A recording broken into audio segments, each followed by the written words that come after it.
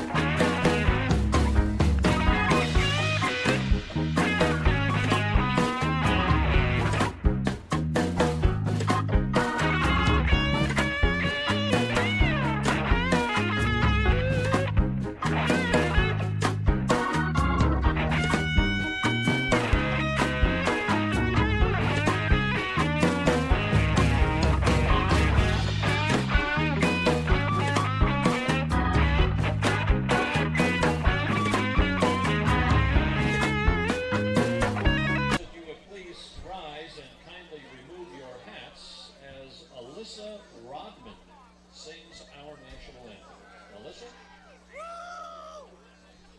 Oh, say, can you see by the dawn's early light what so proudly we hailed at the twilight's last gleam, whose broad stripes and bright stars through the pale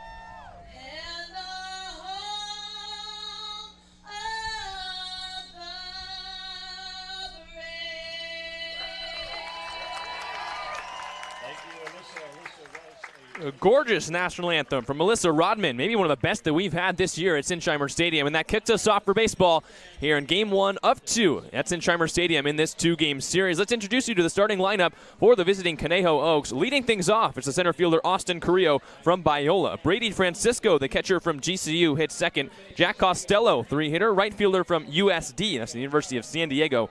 Eli Payton, the third baseman from GCU as well, hits cleanup. Drew Smith, the left fielder from Oregon, is the five-hole hitter. Max Audet, who's been probably the best hitter in this Oaks lineup so far this year, the first baseman from LA Valley Community College, hits sixth. Dylan Jackson, the DH, hits seventh. And then Nick Leahy from UC Davis at 8, and Carson Falskin, the shortstop from NC State, in the 9th spot. On the mound for your San Luis Obispo Blues, it's Lucas Alanese, the right-hander, celebrating his birthday. The 21-year-old now, Lucas Alanese, stands 6 foot, 295 pounds. He'll be a senior next year at Cal Berkeley. He's making his last start for the Blues this summer. He's given a little bit of a rest to his arm after throwing 120 pitches against Orange County. He'll make this one last start on his birthday before heading off to spend the rest of the summer at home. Alanese has been one of the best arms for the Blues so far this summer. A 3.00 ERA and 12 innings pitched so far, including that just ridiculous start at Orange County that helped clinch the sweep for the Blues. 7 1/3 innings pitched, 2 hits, 7 walks, 6 strikeouts on 120 bullets. Seems like everyone's ready for baseball here at Sinsheimer Stadium. The Oaks are coming up here in the first with Alanese towing the hill. It'll be Carrillo, Francisco, and Jack Costello here in Game 1 of 2 between Conejo and San Luis Obispo. So here's Austin Carrillo, the left-handed hitting center fielder from Biola. 290 average, 7 runs batted in. So Alanese taps the feet as always, kicks and deals. And the first pitch is outside. First pitch exactly at 6:05 p.m. right on time as Lucas Alanese turns 21. The 1-0 count. He kicks and deals. That's inside as well. 2 balls and no strikes. Alanese threw 120 pitches. Not the most strikes that we've seen this season his last time out. Did throw more strikes than balls, but the 7 walks he was trying to cut back on. And he took a little bit more rest, as that's in there, 2-1. But after you throw 120 pitches, you need the rest.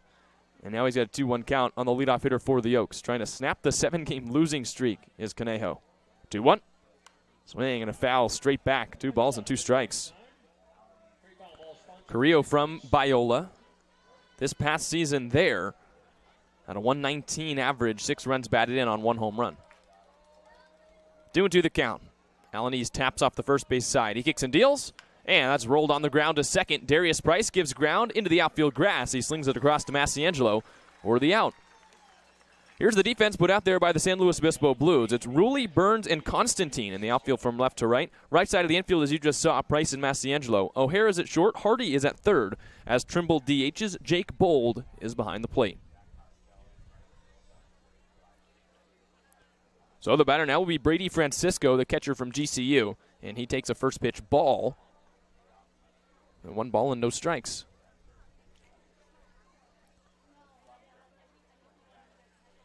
Francisco 2 for 10 so far this summer, a double and a run batted in. As that's lined up the middle, here comes Nin Burns on, and he watches it fall in for a base hit.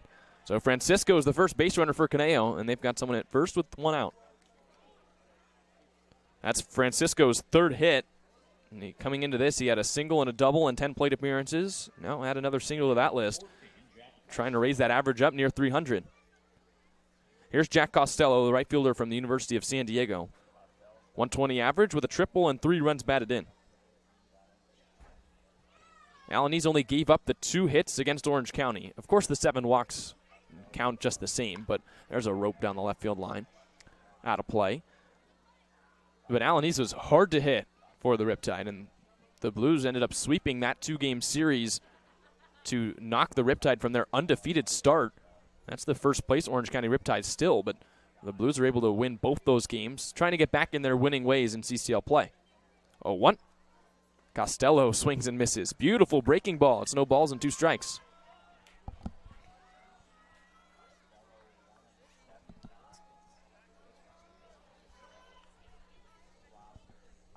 Oh-2. Alanese from the stretch looks back at first. That's where Francisco is after his single. 2-strike offering. Swing and a miss. Down in the dirt on the changeup. Costello's down on strikes. Alanese's first strikeout is the second out in the first inning. 2656, number 2656. And that's you. And that's the number on your So with 2 outs, the batter will be Eli Payton. Alanis gets his first strikeout, and now the third baseman from GCU steps up. Lucas just an out away from getting out of this inning. Alanis looks to first. Now comes set. Kicks and deals. And Payton swings and misses. Beautiful changeup working from Alanis here early. The count, no balls and 1 strike. Payton hitting .207 with 2 home runs, 6 runs batted in.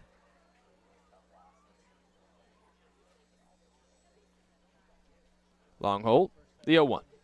And Payton takes way outside, rolls out of the glove of Bold, but no movement from Francisco, who's at first. 1 ball and 1 strike.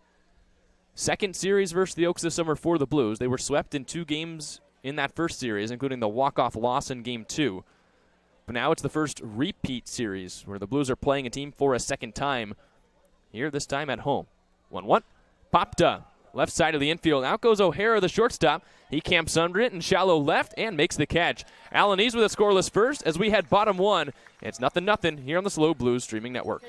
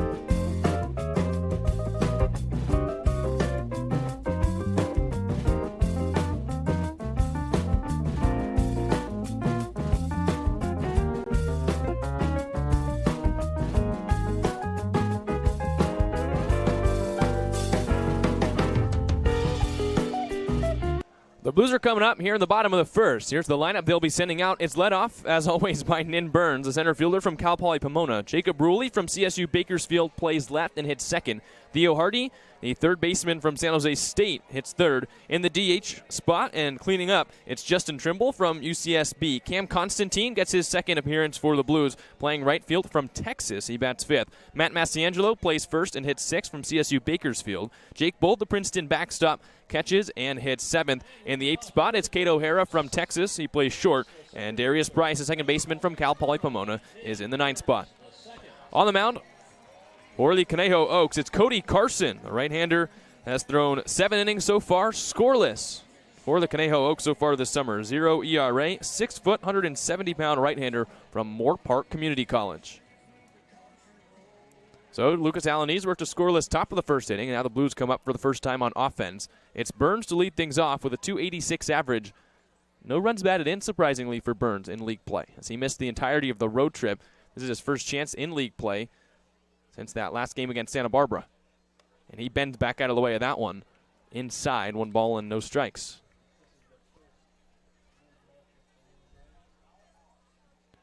Jacob Ruley's on deck. Theo Hardy in the hold, who up to lead things off for the Blues in the bottom of the first.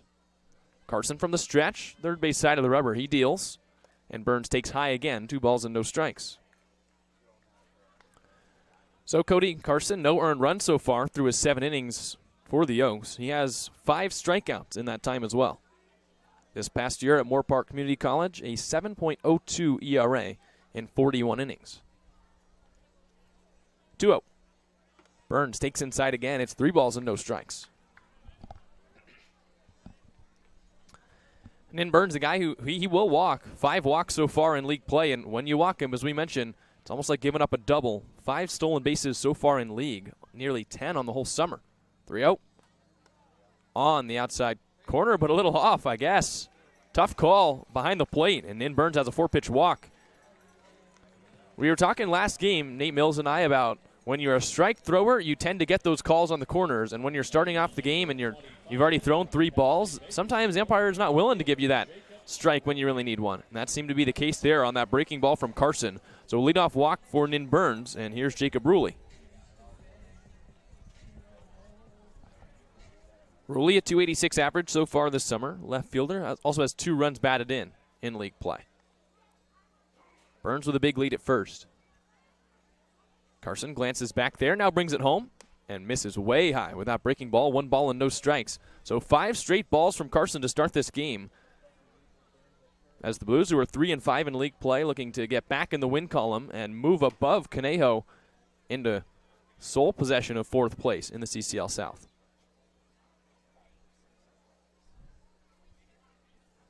That 1-0 is too high as well. 6 in a row to start. And Cody Carson, who's got a spotless ERA so far. 6 straight balls. That's not the way you want to start a game. And now I think that's exactly what Brady Francisco is going out to talk to him about. We'll take a glance at the defense for the Conejo Oaks. It's Francisco behind the plate. On the infield, across the diamond, Aude at first, Leahy at second, Falskin at short, Peyton at third. In the outfield from left to right, it's Smith, Carrillo, and Costello. DHing today is Jackson. So Francisco back behind the plate, and he's trying to calm down his right-handed arm, who's missed with his first 6 offerings. Quick pick over to get Burns at first, and Burns is back in standing. As we mentioned, Nin Burns, a threat to steal. 5 stolen bases so far in league play. He's only been thrown out once. Straight up defense on the infield for Conejo. Middle infield double play depth. That's Falskin and Leahy. The pitch to Ruley is low. 3 balls and no strikes. On deck for the Blues is Theo Hardy, the third baseman from San Jose State. Took home CCL South's Hitter of the Week award last week. Carson's got to find the zone at some point. Burns with a big lead at first. 3-0 offering. Burns takes off, and the pitch is inside. 2 straight 4-pitch walks to open the game, and the Blues have a runner in scoring position with nobody out.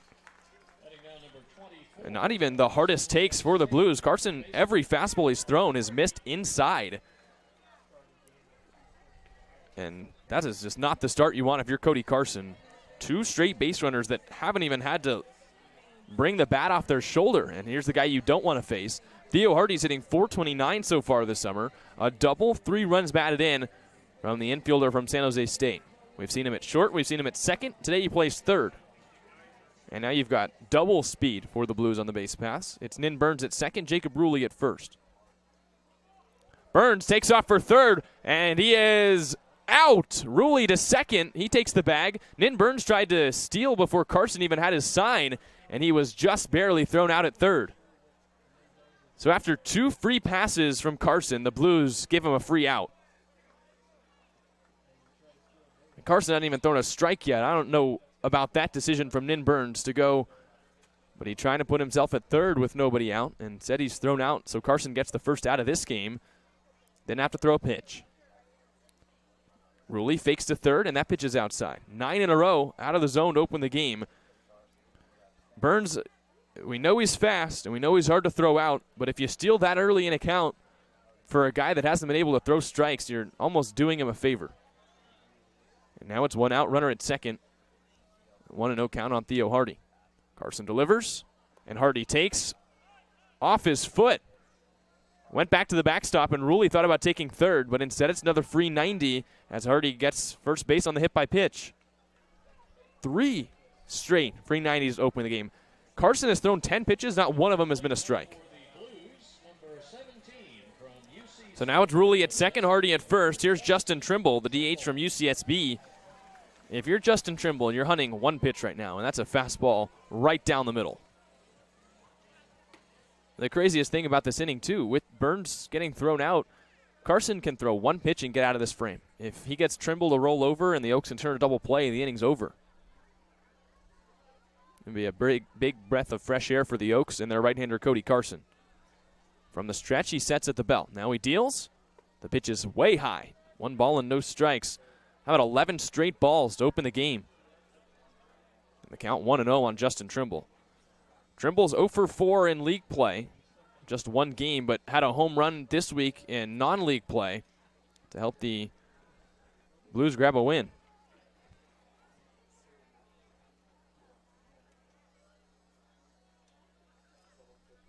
One out. There's a strike. Right there on the outside corner. 1 ball and 1 strike. He went with the breaking ball and got it in the zone. So after 11 straight balls to open the game, Cody Carson's finally in the strike zone. It's 1-1 the count on Justin Trimble, the DH from UCSB.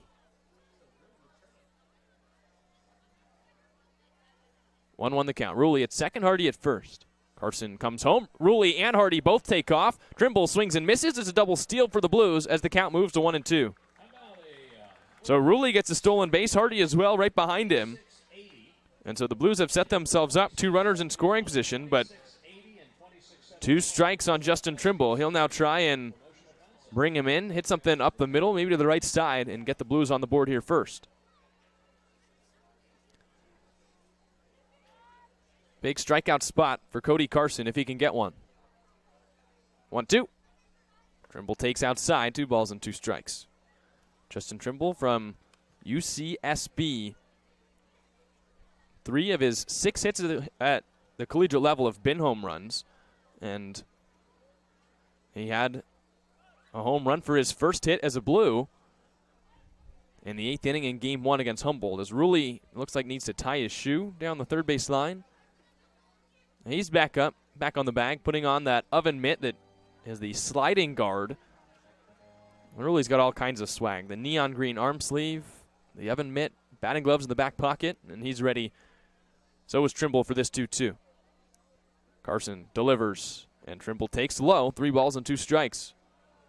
All things told, a walk is not the worst thing in the world for Cody Carson here. It reintroduces a potential double play. You get the force at any base, including home. But for a guy who has not been able to throw strikes, you also add a potential other run on the base paths for the Blues. Payoff on the way. Trimble grounds it right back up the middle, and they've caught Ruley in between second or third and home. Underhand flip to the catcher, Francisco. He chases down Ruley, applies the tag, and Ruley's out. Trimble all the way to second. What a play by Cody Carson to reach down and grab that one. And the Blues, another given out to the Oaks. Well, the Blues, it feels like they haven't done a whole ton wrong offensively, but the base running has really screwed them up in this inning. First it was Burns getting thrown out at third. Now Ruley on the ground ball that looked destined for center field was out in between third and home on that nice stab by Cody Carson. And now the Blues are in danger of not scoring in this first inning. Here's Cam Constantine with Ruley's out. Hardy's now at third. Cam Constantine, the right fielder from Texas, is 1 for 4 so far for the Blues.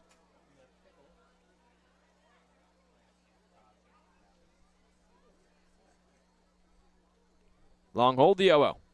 And Constantine takes strike 1 on the inside corner. No balls and 1 strike. So a walk, and then another walk, a hit by pitch started the inning. Burns was thrown out in the midst of that. Now the fielder's choice on what could have been an RBI single if pitcher Carson wasn't able to stab it. And the Blues another base running error for the second out. 0-1. Constantine lines it straight back. No balls and 2 strikes. And now Carson's a strike away from getting out of what could have been a nightmare inning.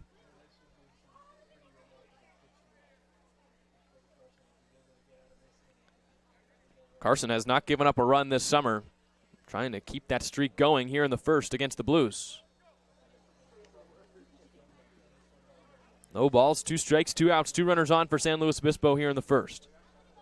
Carson comes home, and Constantine flies it foul. Out of play down the first base line. Still no balls and 2 strikes.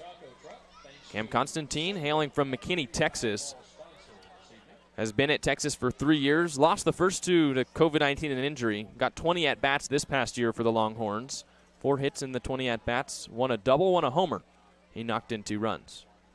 Trying to knock in 1 or 2 runs here with Hardy at third, Justin Trimble at second. 0-2. Constantine flies it foul again. A battle brewing, still no balls and 2 strikes. So now all of a sudden, after not being able to throw a strike at all, Carson continues to fill up the zone against the right fielder from Texas. Now might be a good chance to get back out of the zone. Try and get a little bit of chase.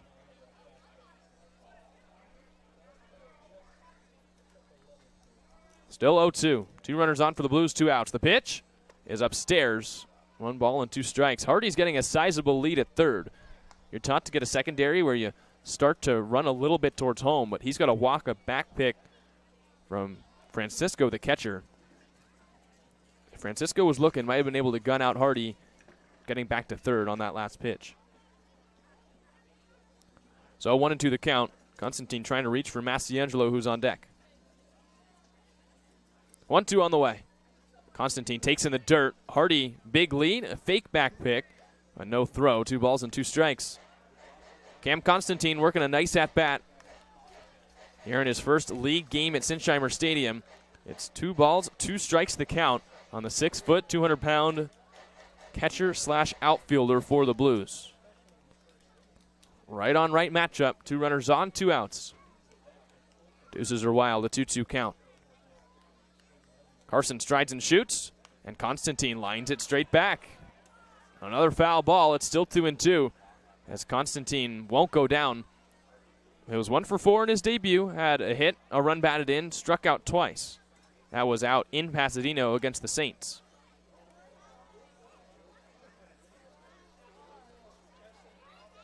Blues trying to get on the board first. Cody Carson looking to keep the scoreless streak alive to start his season for Conejo. Another 2-2. Constantine takes low. 3 balls and 2 strikes.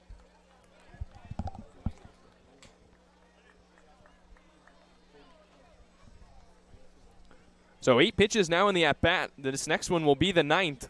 3 balls, 2 strikes, 2 outs as Constantine is working a battle against the right-hander from Moore Park, CC. Carson has his sign, comes set. Takes a deep breath, now delivers. Constantine rolls it on the ground past the third base bag and foul. So another foul ball off the bat of Constantine. It was about 2 feet away from being a extra base hit down the left field line that would have knocked in 2 for the Blues, but bounces the wrong way. Still a full count, and this at bat will get to 10 pitches. A little drama here in the bottom of the first. Blues got the 3 free base runners to start it. They've run into 2 outs. Still trying to get on the board first in this contest. 10th pitch of the AB. The payoff. Constantine rolls it short towards first. Overfielded is Carson. He spins and throws it off the glove of his first baseman all day. 1 run in for the Blues. Here comes Trimble. It's 2-0 as Constantine gets a hit on the 10th pitch of the AB. Just a little dribbler out in front of home plate, and Carson did a reverse spin and tried to shovel it. Could have gone underhand, decided to spin, and allows the 2 runs to come in. It's ruled a hit here at home as Constantine's got a 2 RBI single. Tough play for the pitcher Carson, but Constantine put it in a place no one could get to it. So just like that, the Blues do start out with a lead. It's 2-0 here in the first. The inning's not over. Here's Matt Massiangelo. Sometimes it's better to just hit the ball weak where no one is than hit it hard where someone is. And Constantine just learned that out. Figured it out. It's 2-0 Blues. Here's the first baseman from CSU Bakersfield. Carson comes home and misses out. 1 ball and no strikes. So all the walks and the hit by pitches, the balls early in this inning, come back to bite Carson. Those are the first 2 runs he's allowed all summer. So he's finally got an ERA, and the Blues are on the board here trying to break the streak against the Oaks. Conejo has won 8 of the last 9 matchups between these 2 teams.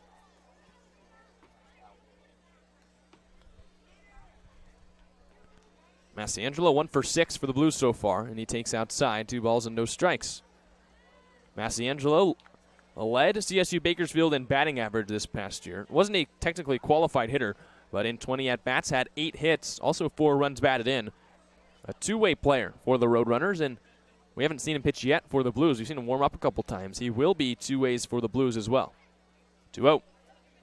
And now Carson hits that inside corner with the breaking ball. 2 balls and 1 strike. So Constantine's at first. He picked up the 2 RBI single. Put the Blues on the board, 2-0 here in the first. Carson 2-1. Sets. And comes home. And Massiangelo checks his swing on the low breaking ball. 3 balls and 1 strike. So another 3-ball count for Cody Carson, who's really had to labor here in the first. 2 runs already across on 2 walks, a hit by pitch, and a hit for the Blues. On deck, should Massiangelo reach, is Jake Bold, the catcher. Pick to first. Constantine's back in standing. Just looks like Cody Carson, ever since the first pitch, or maybe the first couple that missed, has not been the most confident arm. He got 0-2 on Cam Constantine before the 10-pitch at-bat resulted in a two-run batted-in single. 3-1, here it comes. And Massiangelo takes way outside. An easy take, the 3rd walk of the inning, and the Blues have 2 runners on again. And here comes the meeting at the mound. Cody Carson's run into some trouble here in the first, and the Oaks are going to have a chat about it.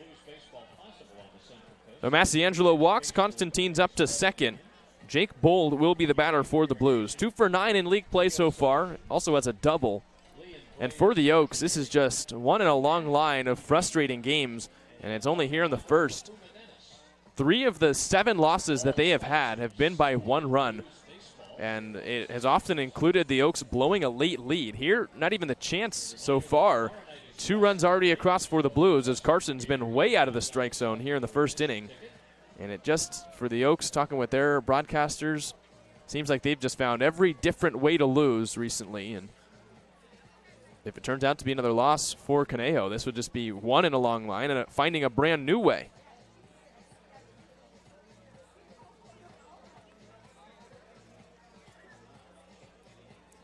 So the meeting disperses. Francisco, the catcher, stays out a little bit longer to talk with Cody Carson. Just a tough first frame for the right-hander from Moore Park Community College, and he's still not out of it. Jake Bold is up now, was really hitting the ball well in batting practice. Pepper in all parts of the wall, even hitting a couple of them out. And the catcher from Princeton, who hit 300 in his freshman year, steps up to the plate. 2 runners on, 2 outs, a 2-0 lead for San Luis Obispo.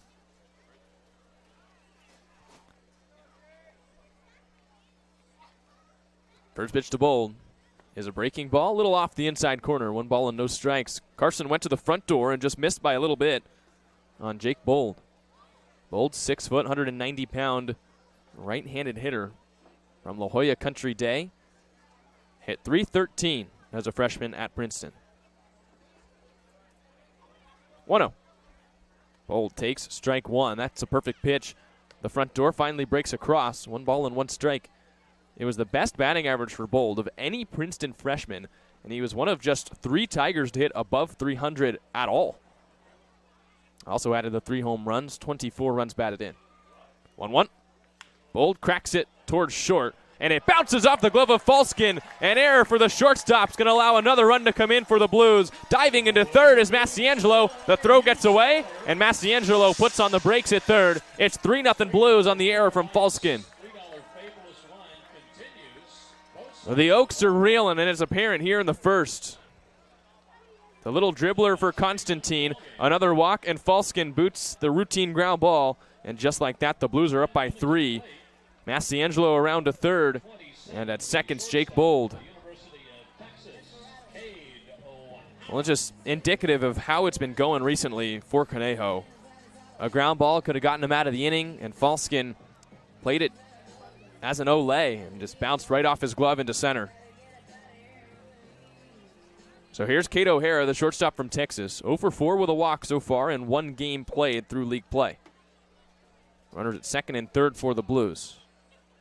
The pitch, and O'Hara takes low. 1 ball and no strikes. And for a guy in Cody Carson who hasn't been able to throw a lot of strikes, he finally gets the weak contact. 2 balls in play in a row. One was the dribbler from Constantine that he couldn't make the play on. and then the next time he thinks he's got a ground ball to get out of the inning, and it gets right on by his shortstop. So here's the 1-0, and that's popped out of play off the netting. 1 ball and 1 strike. O'Hara, promising right-handed hitter, was a freshman this past year at Texas. Played in 12 total games, got 7 at-bats. Didn't have a hit, but knocked in 2 runs, walked once. Went to Mater Dei High School, Trinity League powerhouse. Massiangelo at third, Bold at second. Here's the 1-1, and that's cracked on the ground towards third. Should be an easy play for Peyton. His throw in time to get the final out. The Blues strike for 3 in the first as Carson couldn't find the zone, and the Blues capitalized. Just 1 hit, but 3 runs in the inning. As we head to the top of the second, it's 3-0 San Luis Obispo on the SLO Blues streaming network.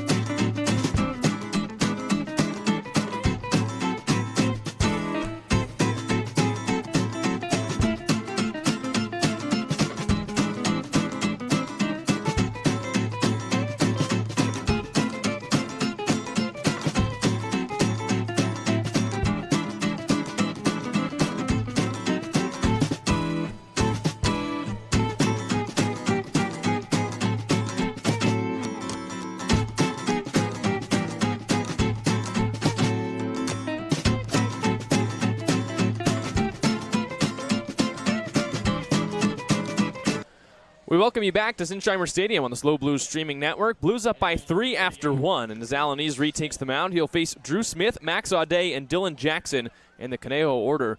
1 hit for each side, and the Blues made it count a little bit more.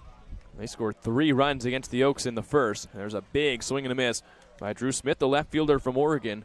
Make the count, no balls and 1 strike. Smith hitting 125 with an RBI so far this summer. He takes a little bit low, ball 1. 1 ball and 1 strike. Well, it was an ugly inning for the Oaks in the first. There's no other way to cut it, really. 3 free 90s to open up the frame. The Blues ran into a couple outs themselves, but then the dribbler from Constantine that turned into a 2-run base hit, and then the error by the shortstop Falskin allowed the Blues to plate 3 runs. 2-1. Smith ropes a liner at the third baseman Hardy. First out. A hot shot to third. But Alanese will take it either way. There's 1 away. And if that doesn't tell you the way things are going for Conejo, I don't know what will. That ball was absolutely scalded, but just found the leather of Hardy.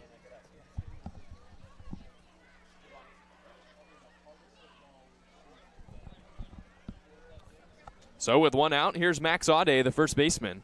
And Audet takes a little bit low, 1 ball and no strikes. Audet hitting .367 so far through league play. Has a home run, 7 runs batted in. To the backstop, 2 balls and no strikes. Audet has by far the most impressive numbers of the lineup. It makes you question a little bit why he's hitting 6th. Hitting way above 300. On the leaderboard, at least, for CCL hitters as he ropes 1 into deep left center field. Chasing it back is Burns as it bounces off the wall in left center field. Right underneath the big blue cow. And that's a double for Max Audet. There's a runner at second with 1 away. And that's the kind of swing that makes you wonder, or question at least, why Audet is hitting 6th. Such a good hitter, at least, so far for the Oaks, leading the team in slugging and OPS. And it shows you why there with that double. Now Alanese has to work from the stretch with the runner in scoring position. Here's Dylan Jackson, the corner infielder, playing DH today. undecided where he's going next. Just decommitted from Cal Poly Pomona 2 weeks ago. So far this summer, hitting 130 with a home run as he takes strike one right over the heart of the plate, 0-1. 4 runs batted in for Jackson so far for the Oaks. 0-1. Jackson takes a little bit high. 1 ball and 1 strike.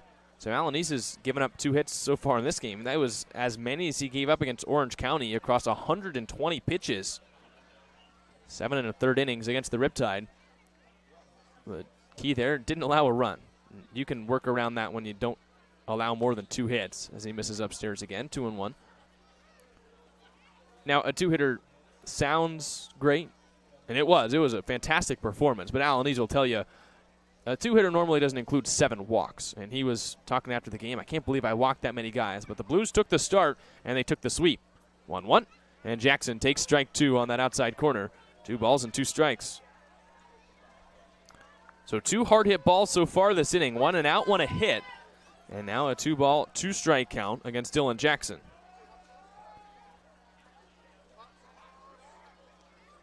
Alanis comes set from the stretch. Down Broadway. He struck him out.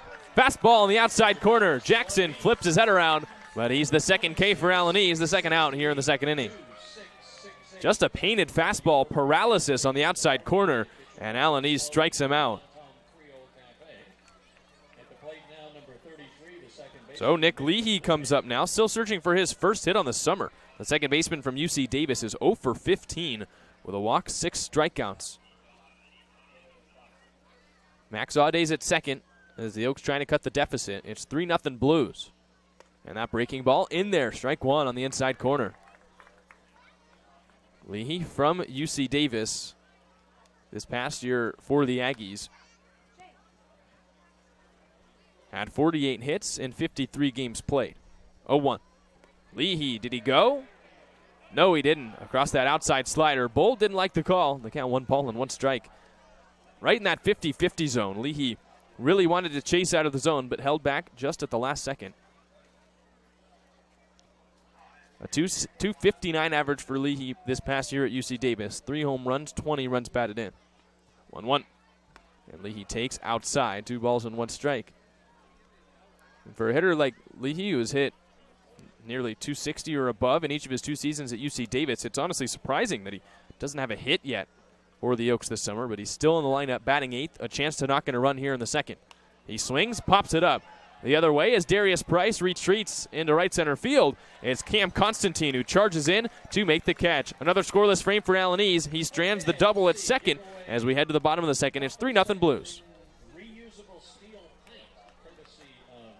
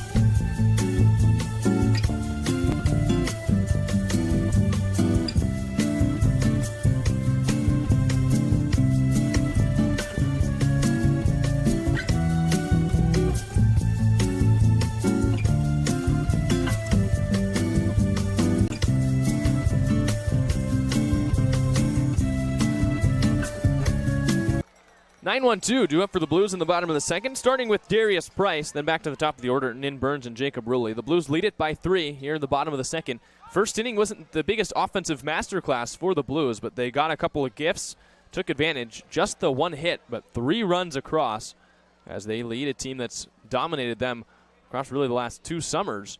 The 0 to Price is inside. The Oaks have taken 8 of the last 9 matchups versus the Blues, including both of the games earlier this season. Darius Price is 1 for 5 in league play, but had a big weekend this weekend against the Crabs, including a 3 for 4 day where he hit a home run, his first of the summer, helped propel the Blues to the win in that middle game versus the Crabs. 2 balls, no strikes to count. Cody Carson started the first inning with 11 straight balls, ended the frame with the 3 runs allowed. Just one of them earned, but he walked 3, hit 1, and gave up the little dribbler single to Cam Constantine. 2-0. Price takes low, 3 balls and no strikes. That series against the Oaks was a tough one for the Blues. You felt like they outplayed the Oaks maybe both days, at least both games of those series. First game, it was just the grand slam that the Blues gave up that really turned things on its head. And the second game, Blues were walked off. As that fastball's high, it's another 4-pitch walk to start an inning as Darius Price is aboard.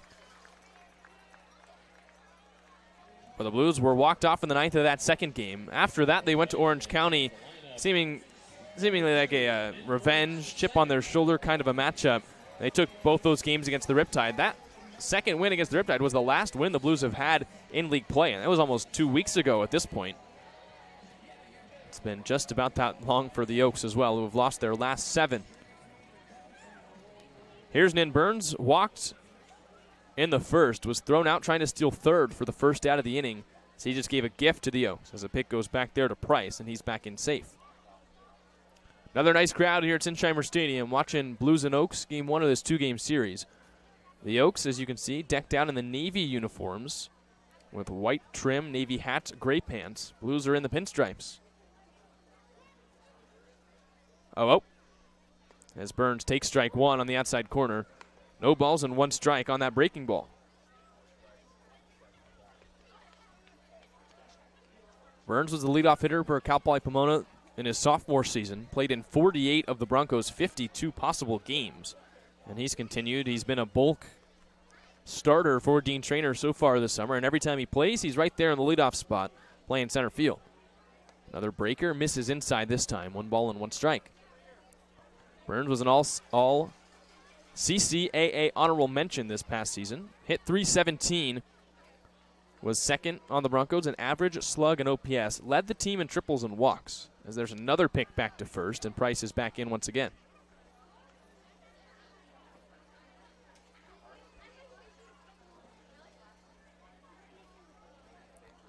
So Carson's picked over twice. He's only thrown it in twice as well. Here he comes set. 1 ball, 1 strike to count. He delivers, and Burns takes it off the elbow. 2 straight free bases for the Blues again to start this frame. This time Burns gets first on the hit by pitch. So Price to second, Burns at first, and the batter will be Jacob Ruley. 2 runners on again for the Blues, nobody out. Heading down for the Blues, number 25, Jacob Ruley. So Cody Carson, who came into this game a spotless ERA, and it's just not been his day so far at Sinsheimer Stadium. Luckily for him, though, he's only gave up the 3 runs. Could have been much worse for the Oaks in the first inning. And progressing so far in this second frame that the Oaks are already getting some guys stretching out in the bullpen. So Carson may not have much more time here at Sinsheimer. Here it's Price at second, Burns at first. The batter is Jacob Ruley. Pitch, Ruley squares to bunt and takes way inside. Watch out. 1 ball and no strikes. Ruley also walked on 4 pitches back in the first. Advanced to second as Burns tried to steal. And then eventually, when Ruley was at third, there was a grounder right back up the middle, and Ruley got caught in between third and home and was eventually tagged out in the pickle. 1-0.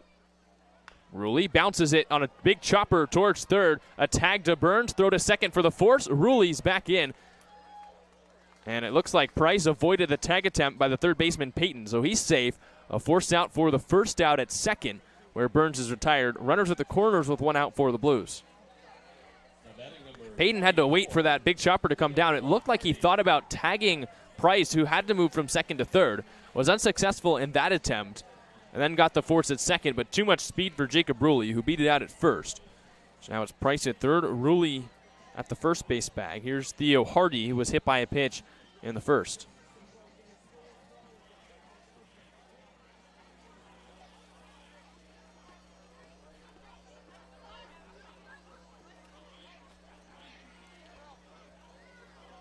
Corners playing in for the Oaks. It's Ade at first, Payton at third. As the switch hitting Hardy steps in, now he steps out with the pitcher Carson calling time. Hardy was hit by the pitch, stole a base, and scored back in the first, where the Blues scored all three of their runs. 0-0. And Hardy takes a little bit outside and low, 1 ball and no strikes. Theo Hardy, All-Mountain West first teamer this past year at San Jose State, played in all 58 games and led each and every qualified Spartan in batting average and on base percentage. And he's continued his stellar marks into this summer so far for the Blues, hitting .429. 1-0. Here he rolls it on the ground to second. Could be a double play to end the inning. Leahy to second, to first, a double play. It's exactly what it is for the Oaks. They turn 2 to get out of the frame, and the Blues do not score despite the free passes. We head to the third. It's still 3-0 Blues on the SLO Blues streaming network.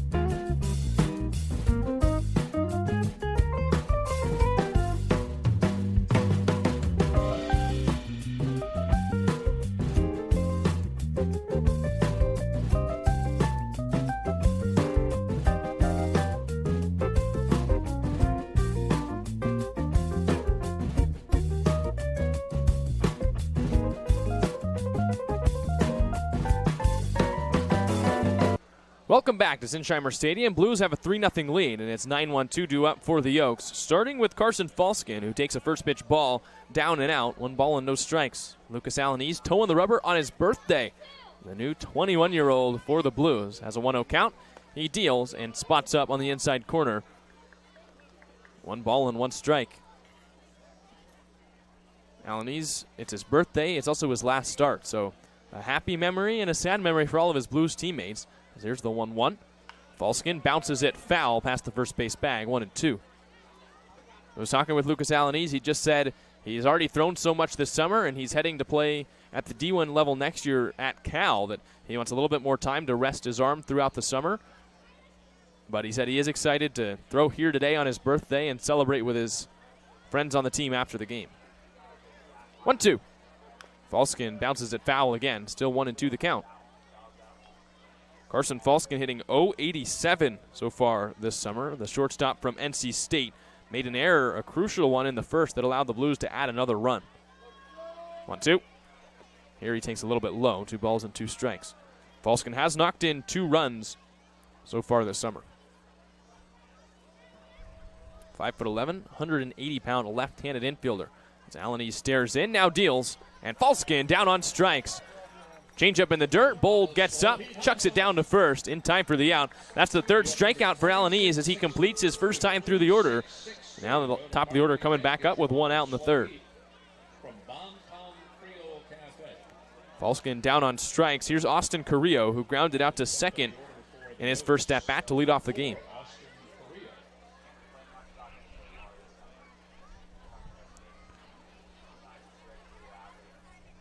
Carrillo wearing the hoodie underneath the jersey. I think he knows something we don't about what the weather might be like tonight.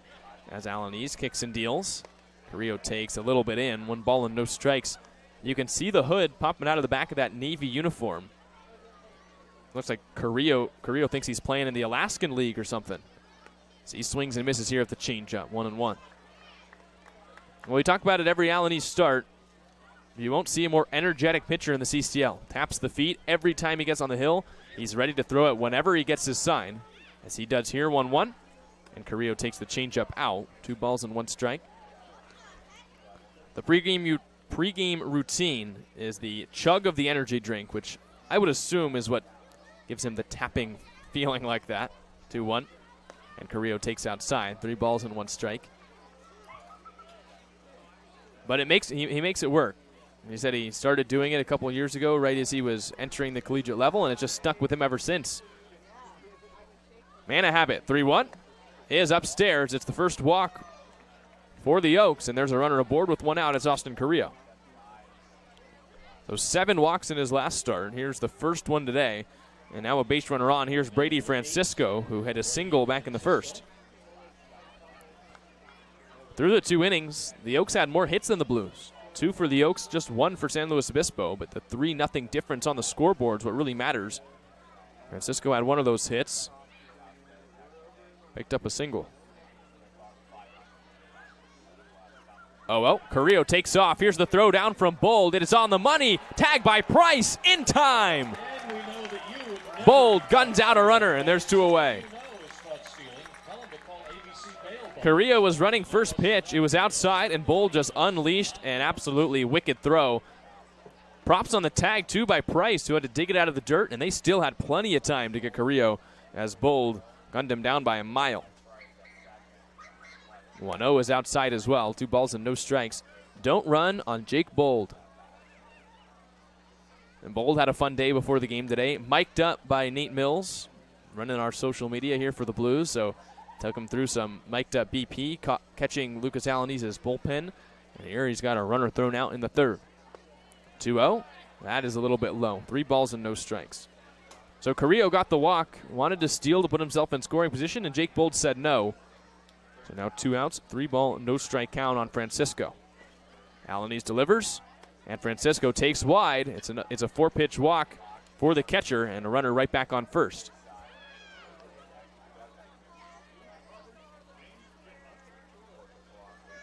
So here's Jack Costello, the right fielder from the University of San Diego, a strikeout back in the first. So 2 straight walks for Alaniz. 7 his last start. He's got 2 here in the 3rd. And the batter, Jack Costello, .234 average this past year at USD. 7 home runs, 27 runs batted in. As he takes the 5th ball in a row from Alaniz. It's 1 ball and no strikes. Costello, 6'1", 205 pounds. Came into this game hitting 120. He's now 3 for 26, batting 3rd in today's Oaks lineup. 1-0. And Costello bounces it towards 3rd. Hardy takes the big hop, goes to 2nd to get the lead runner for the final out of the 3rd. We head bottom 3. It's still 3-0 San Luis Obispo on the SLO Blues streaming network.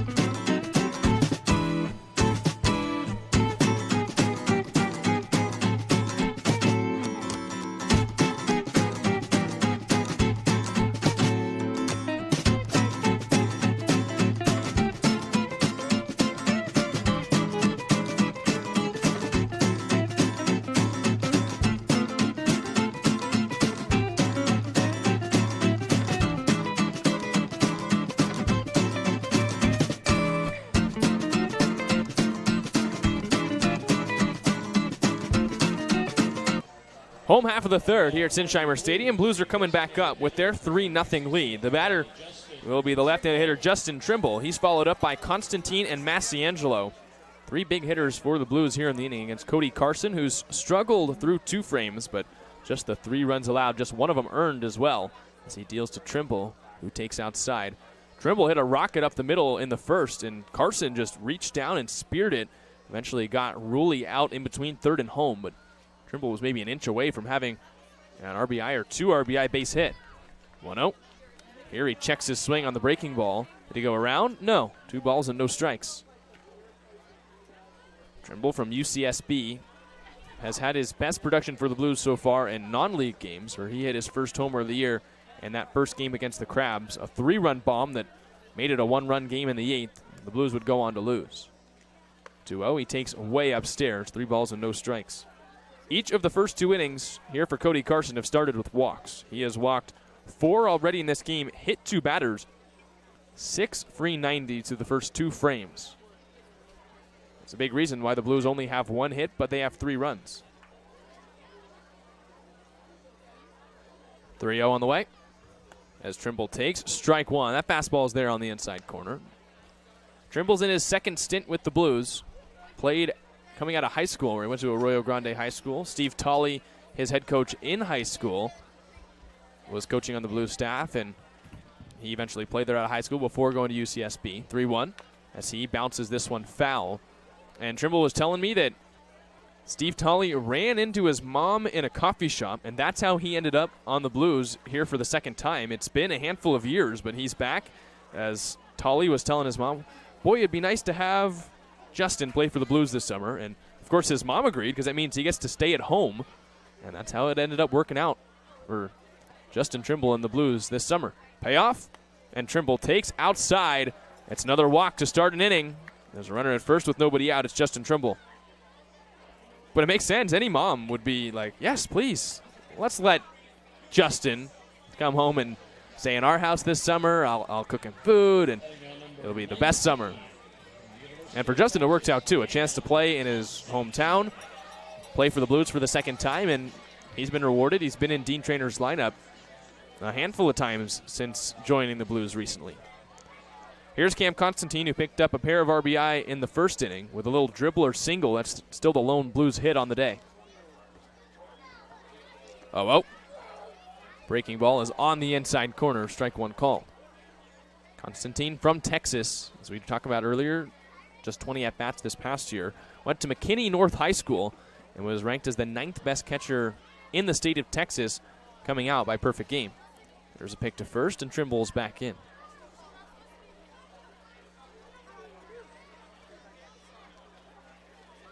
A win today jumps the Blues into sole possession of fourth place over the Conejo Oaks in the CCL South. Both these teams 4 games back right now, but because the Blues have played less games, their win percentage is a little bit lower. 5-7 are the Oaks, 3-5 for the Blues.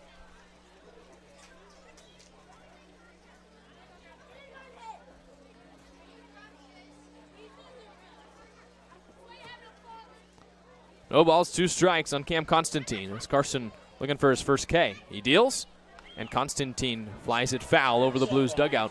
This is a similar at-bat to the one that we saw a couple innings ago. Constantine was behind on Cody Carson, 0-2, eventually worked the count to 3-2. Saw 10 pitches in the at-bat, and on the 10th he hit the little grounder towards first that Cody Carson couldn't retrieve in time. Picked up a couple of runs batted in. Showing the ability to battle here in his first home league game. 0-2. Constantine takes low, 1 ball and 2 strikes. He's really the one hitter that Cody Carson has gotten out ahead of. Everyone else has been in a 2-0 count, maybe a 3-1 count, or to seeing a 4-pitch walk. But Constantine's had to battle back from 0-2 in his first at-bat, and again here in his second. Trimble at first, nobody out. Carson delivers, and Constantine pokes it over the head of the first baseman, Aude, and it's past the second baseman, Leahy. So another base hit for Constantine, who hit it softly to the right side once again, and picks up his second hit, the Blues' second hit, and there's runners at first and second with nobody out. Just another nice, fortunate bounce for Cam Constantine. Just chopped it, and it was too high for Ade, the first baseman, too far for Leahy, the second baseman, and that's good enough for a hit. Matt Massiangelo comes up. Now a walk back in the first, where he was stranded at third after O'Hara grounded out. 2 runners on again for the Blues. Each of the first 3 innings now have started with 2 straight base runners.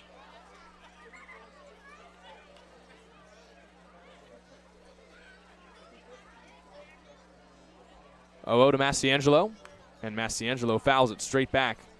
No balls and 1 strike.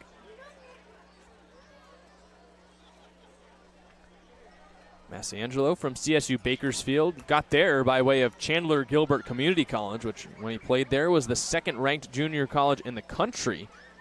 When he was there across 24 games, had a .289 average with 4 runs batted in. Here's the 0-1. And Massiangelo takes a little low, 1 ball and 1 strike.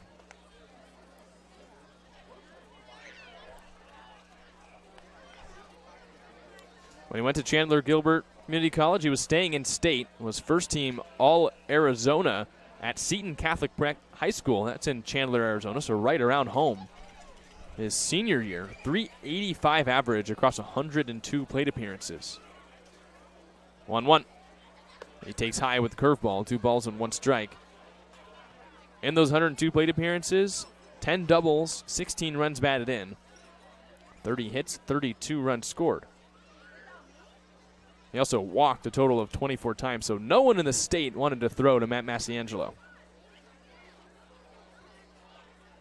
Shadows now engulf the mound as pitcher Carson deals, and Massiangelo breaks his bat on a grounder up the middle. Glove flip to Leahy, the second baseman. His throw across his body in time for the double play. So Carson once again rolls 2, and just like that, there's 2 outs here in the third. Nice turn up the middle by Falskin. He went with the underhand glove flip. Leahy had to take all of his momentum towards third and throw across his body to first, and they turn the second double play in as many innings. Now with 2 outs, here's Jake Bold.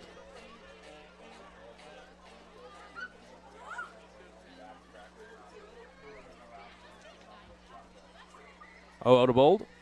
And Bold ropes it on the ground on a couple of hops. It's right into the glove of Peyton, the third baseman. He steadies up and makes the throw across the diamond in time for the out. So another inning for the Blues where they strand a couple of runners. As we're through 3, it's 3-0 on the SLO Blues streaming network.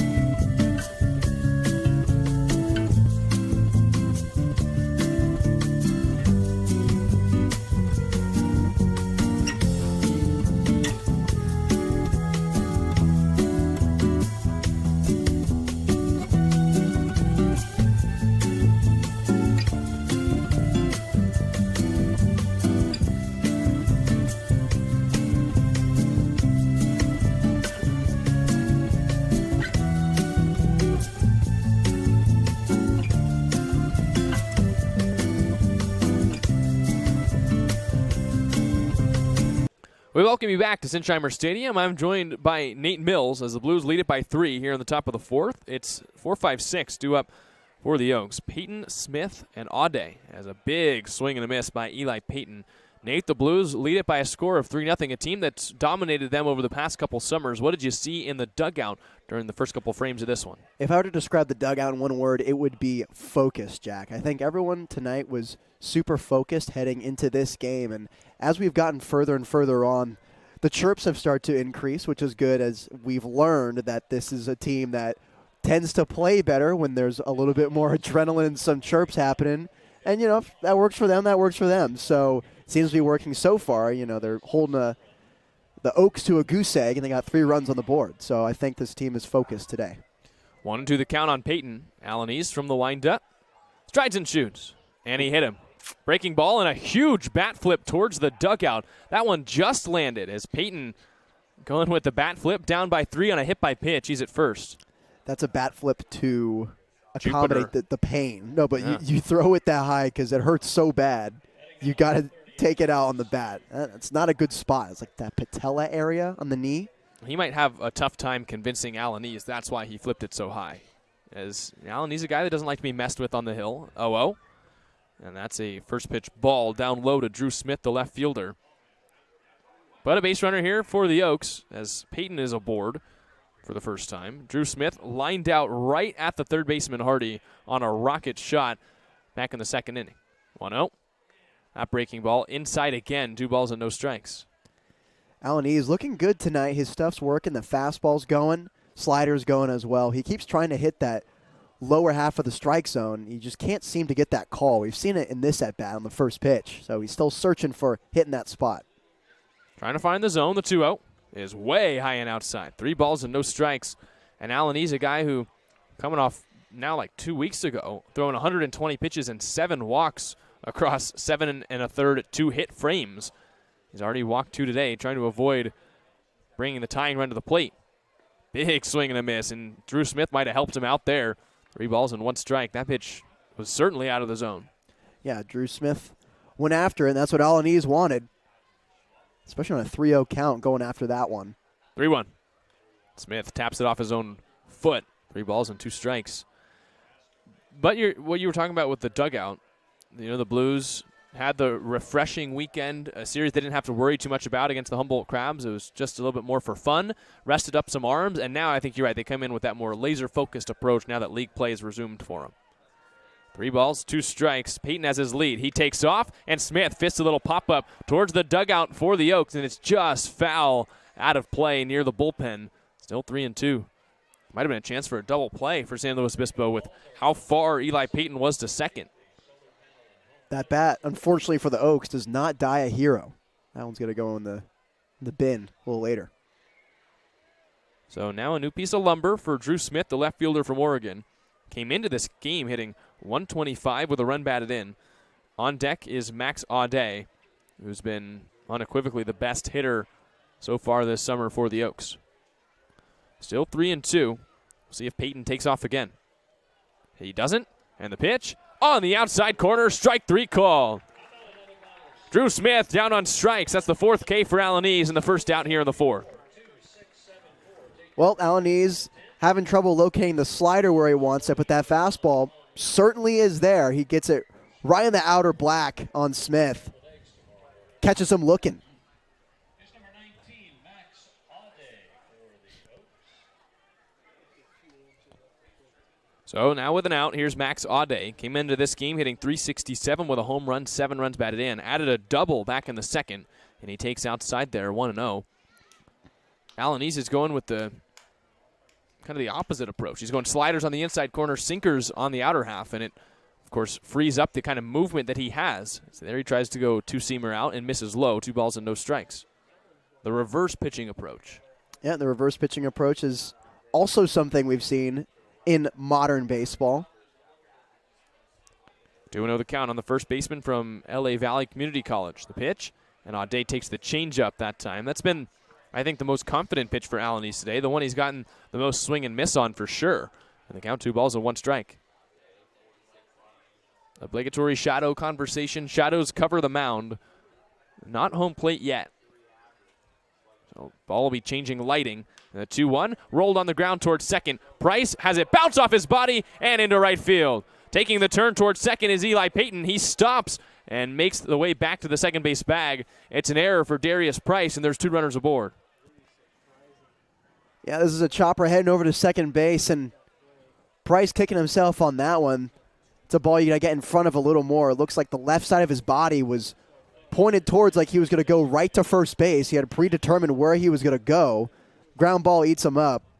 He knows he's got to get after that one, but Oaks have a runner in scoring position for the first time since the second inning in that double Ade.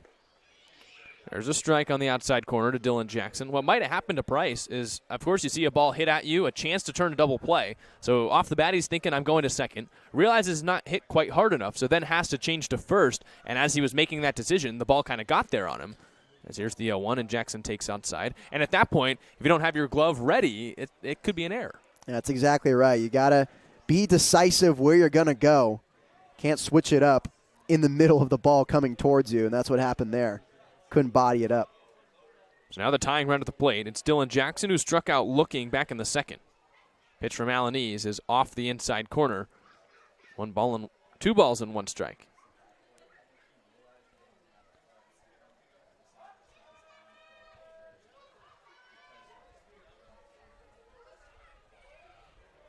Alanese delivers, and Jackson takes outside. 3-1 the count.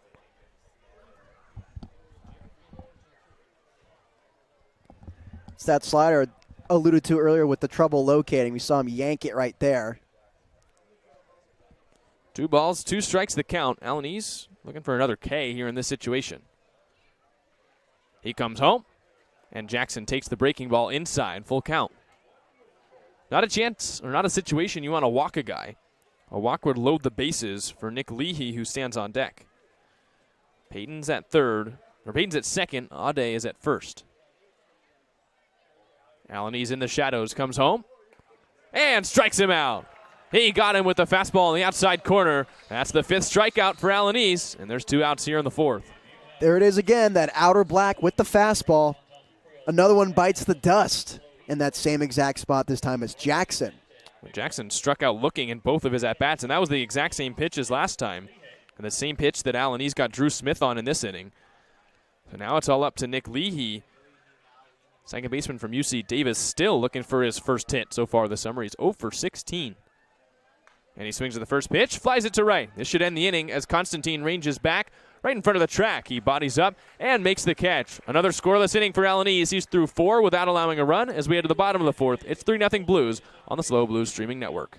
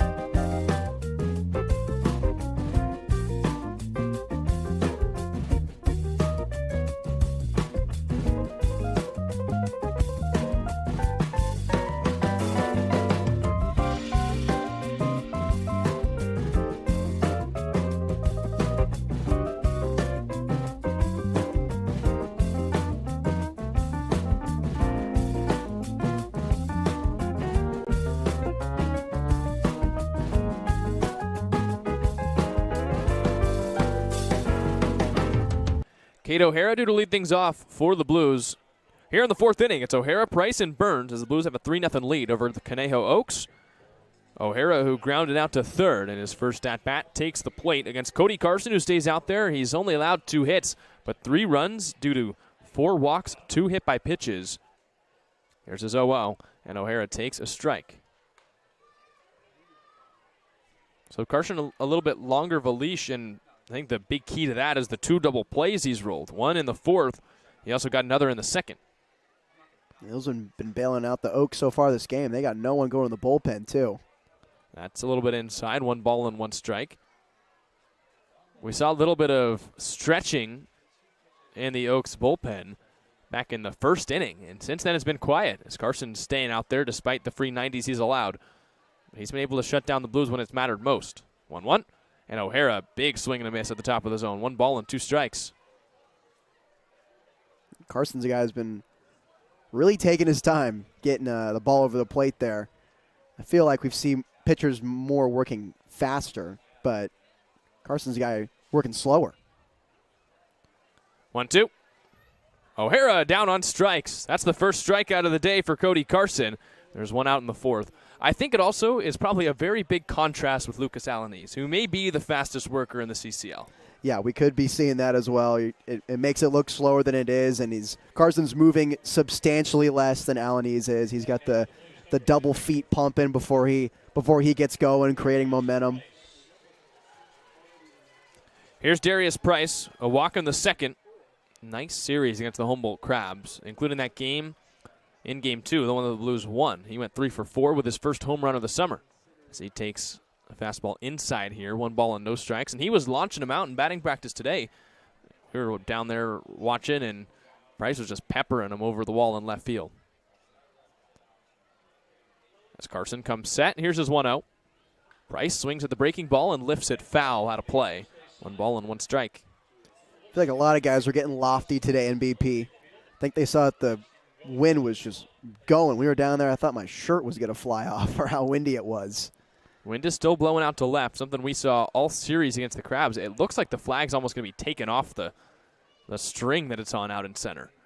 That's how much it's blowing out to left field. So we could see something of the same. 1-1. Price takes the breaking ball in there. Strike 2 called. You see him taking a squat. He knows that's a pitch he can handle right there and take a hack at. Maybe like one he saw in BP. Maybe. 1 ball, strikes. The batter's Price. Nin Burns at the top of the order is on deck.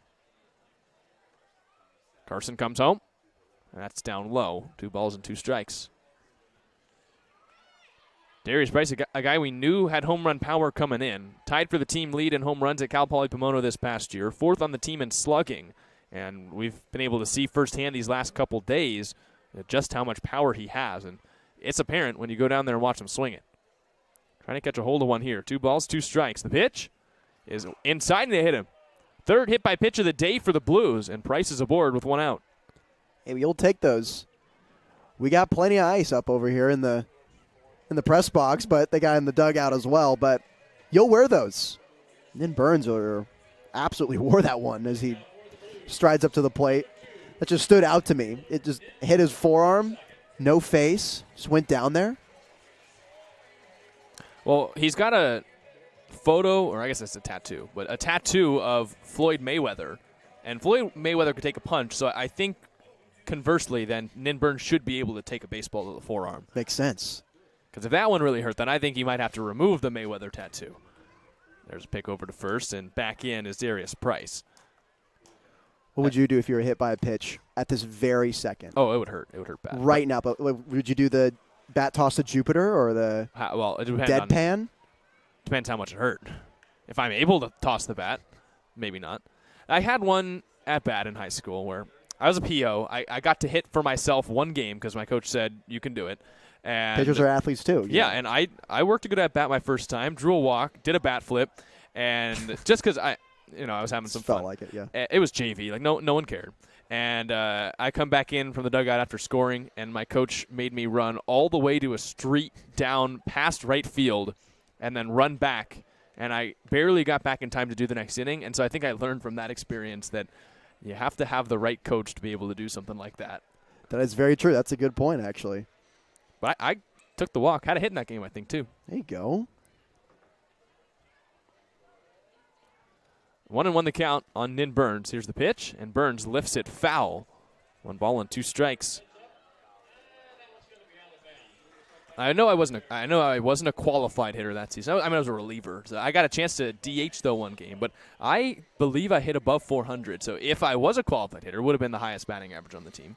What's that sample size looking like? I think it was somewhere in the range of like 16 at bats. All right. Maybe it was like a 5 or 6 or 16-ish. 1 extra base hit or 1 or 2 maybe. 1 ball, 2 strikes the count. Price leads off first. Carson delivers. And Burns takes strike. Ball 2 call. I don't blame you, Jack. That did look like a strike. They plopped that slider in there, and Carson asking the ump, where'd that miss?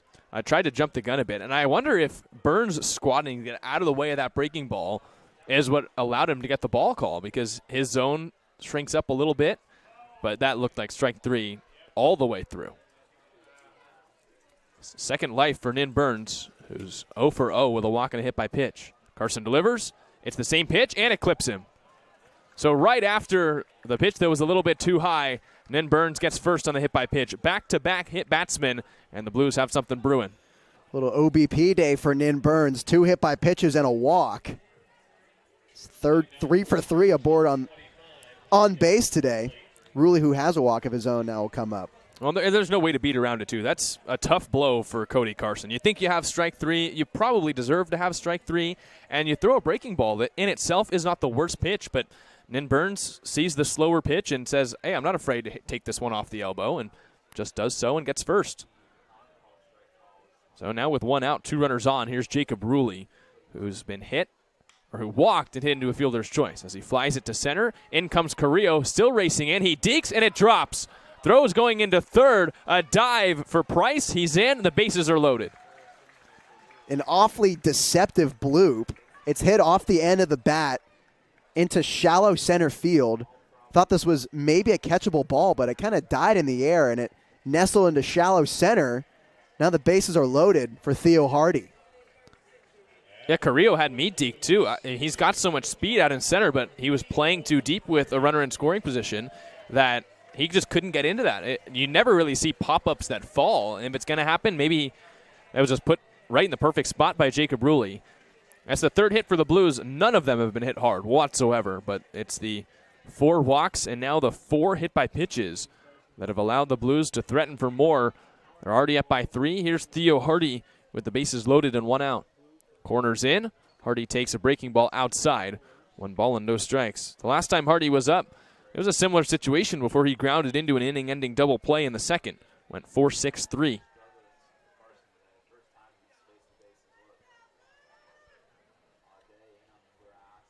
One ball, no strikes. The pitch to Hardy is a little bit low off that outside corner. 2 balls and no strikes. Take a look at the defense for the Conejo Oaks. The third baseman, Peyton's way off the bag and in on the grass at third. Aude, the first baseman's completely on the grass. Middle infield still double play depth. 2-0 offer. And Hardy rolls it on the ground right at Aude, the first baseman. He comes home and throws it to the backstop. In to score is Price. Here comes Nin Burns. Around to third goes Ruley. It's an error for Aude, and it's 5-0 Blues. Well, you set it up. Aude was playing on the infield grass, and he got a ball exactly where he wanted. It's exactly why he's placed right there in a situation like that. Just couldn't execute the throw. Allows 2 more Blues runs to come home after the throw that bounces to the backstop. Well, it's a tailor-made double play, and it turns into a double run score opportunity for the Blues. Carson has now given up 5 runs, only 1 of them earned so far. As another poor play by his defense. He had a chance there to roll his 3rd double play of the game, but instead, no outs. And now the entire infield comes in for the Oaks, but a meeting at the mound first. There is a right-hander warming up in the pen. It's number 22, Nate Clough from USC. Here comes Scott Radinsky to talk it over. it's just been a nightmare of a game already for the Oaks. We're only here in the 4th inning, but that's already their 3rd error, and all of them have allowed runs to score for the Blues.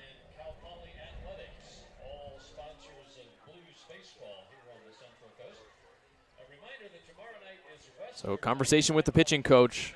Cody Carson has had to deal with himself first with the 4 walks, the 4 hit by pitches, but also the defense behind him's not helping him out much either. It's a tough pickle to be in as a pitcher, but I think the saying goes from coaches, if you're walking guys early, they're eventually going to come around to score no matter what way it happens.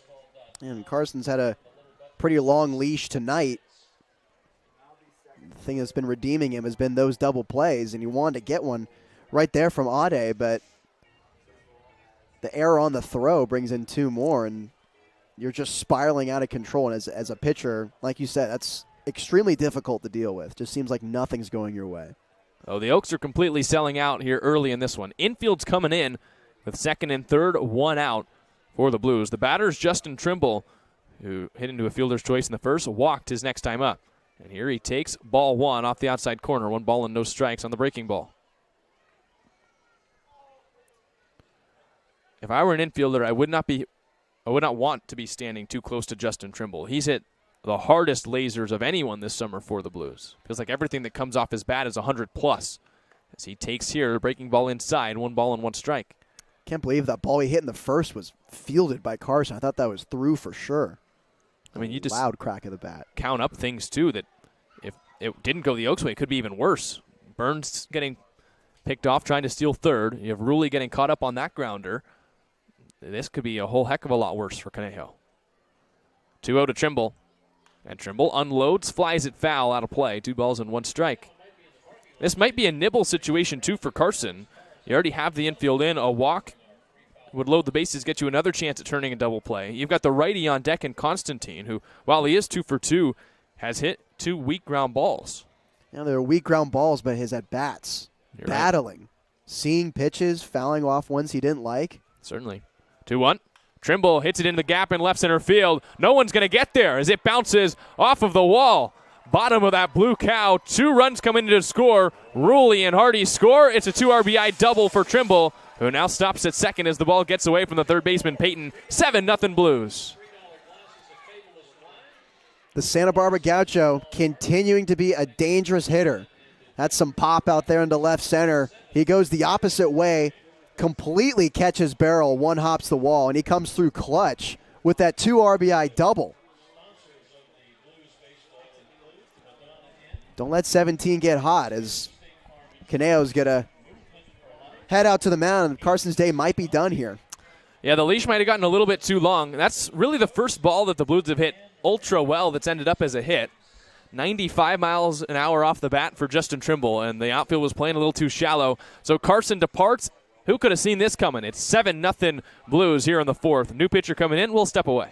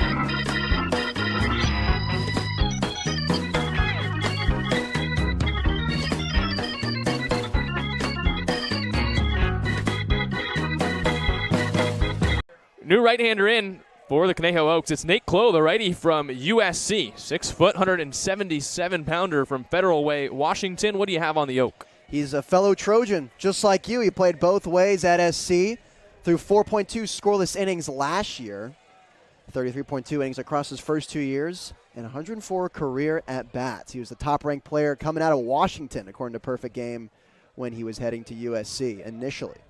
Well, now he's heading to the portal, but first he's got to come into this bottom of the fourth situation. Blues have scored 7 runs, and they've got a runner at second, Justin Trimble, who just plated 2. The batter here is Cam Constantine, who faces off against Clough. Deals in a curveball, strike 1. Cody Carson got the start. He had a scoreless 7 innings earlier on this summer. Had a 0 ERA coming into this game. It's going to balloon up a little bit more. 7 runs across in just 3 1/3. Now, a handful of those were unearned, but the Blues have tallied them across against Carson and the Oaks today. 0-1. Fastball and a sword. Swing and a miss by Constantine. No balls and 2 strikes. That speed differential caught Constantine off guard. We saw the curveball float in there into the zone. The fastball, a little more giddy up. So no balls, 2 strikes. What's been a nightmare game already for the Oaks. 7 runs for the Blues just through 3 1/3. 0-2. Constantine lifts it high to left, carrying a little bit as Smith ranges towards the line. It brings him nearly back to the track, but he makes the catch for the second out. That just shows you the kind of carry that's here at Sinsheimer Stadium today. Constantine got under it, and it still carried almost all the way out to the warning track. Yeah, he just missed this one, and I thought it was going to start coming down. All right, it's going to go down. It's going to go down. It just hung up there. I think Smith was waiting for it to come down as well. He caught it like a foot or 2 in front of the warning track. But Constantine just missed that fastball. So Constantine retired for the first time today. Was 2 for 2 prior to that at-bat in his 2 plate appearances against Carson. Now he's 2 for 3. And the batter now is Matt Massiangelo. A walk and a double play ground out for Massiangelo in today's game. I'd like to see him lift one. Went dead central bomb in BP today. Well, I asked him today, do you think you have the power to hit one out in batting practice? Because we were watching Darius Price swing it, and he's like, I don't know, maybe not at this stadium, but I'm going to see he was able to sneak one out. He didn't just sneak one. He smacked it. We all looked to see who was in the bubble at that time. 1 ball, no strikes with 2 outs. Trimble's the runner at second. As Clough, the new righty, deals and spots up with a breaking ball. 1 ball and 1 strike. Clough didn't see much time at USC this past year. We did see him, though, towards the end of the season, through a little bit. Just the 4.2 innings, though. Didn't give up a run. And so far, a decent season so far for the Oaks. 2.1 innings pitched, 3 earned runs.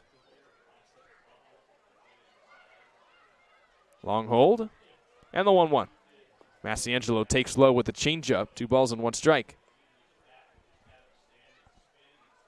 A little bit of a gloomier day in San Luis Obispo. Still blue skies, but for some reason I feel like the sun came down a little quicker today. The spirits are a little lower as well, just across the city. But we had such a nice, beautiful weather weekend that I feel like anything would seem like a drop-off. 2-1. Massiangelo goes the other way, flies it foul. 2 balls and 2 strikes. I think the Blues, though, are pretty happy to be leading as much as they are, especially in their last game against the Humboldt Crabs. They've fallen 13-4. Being up 7-0 right now, bottom of the 4th, it's got to feel pretty good early on. Refreshing. Yeah, I knew the Oaks had lost 7 straight coming into this game, but they're a team that feels like the Blues are an obvious bounce-back scenario with how well Conejo has played against San Luis Obispo recently. That not sure anyone saw this. 7-0 Blues in the bottom of the 4th. 2-2 with 2 outs. Trimble's at second. The pitch is fouled straight back. Still 2 balls and 2 strikes. 8-1 in their last 9 games are the Oaks against the Blues. It's ownage. Definitely ownage. And you feel like they probably came into this one and thought, hey, we've lost 7 straight, but this is a team we've played well against, a chance to redeem ourselves with the losing streak. But also heading on the road where they're 1-4 this year, and it's always hard to play at Sinsheimer Stadium. So maybe balances out a bit. You have to do that. You can never have that mindset. You got to play every team the same. Massiangelo lifts it, shallow to right field. Costello broke back initially, now comes in and makes the one-handed catch for the final out. Handful of more runs for the Blues, 4 here in the fourth. It's 7-0 as we head to the top of the fifth on the SLO Blues streaming network.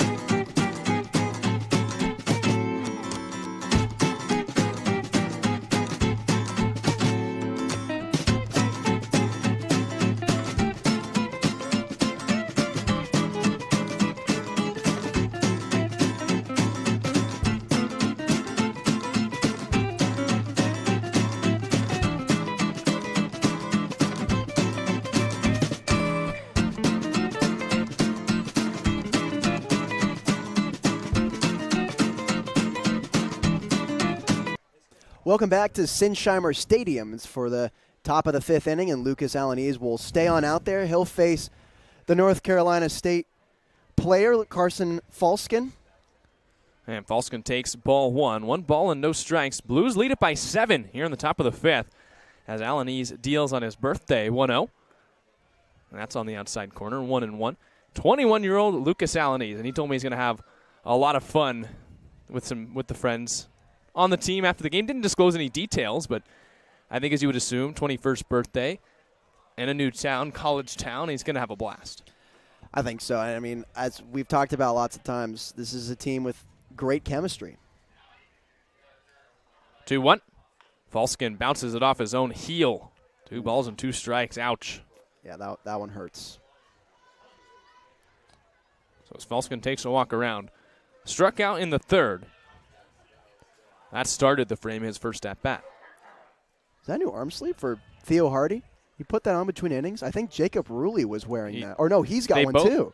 He's matching. This is new, right? It is new. Rulli's always had it. I think it's new on Hardy, though. Right. 2-2. That's outside. I'm not sure if you guys can see all the way from back here, but it does kind of stick out like a neon green arm sleeve. That's what you would call it. 3-2. And Falskin, it hit him. So Falskin takes first base. A leadoff free 90 for the Oaks here in the fifth. But I think it is Hardy trying to match Jacob Rulli. I see that. We're seeing a lot of shirt swaps and gear swaps, especially in the pregame. We saw Kate O'Hara and Theo actually trading practice shirts in BP the other day. So maybe Theo's a guy accustomed to trying other people's swag.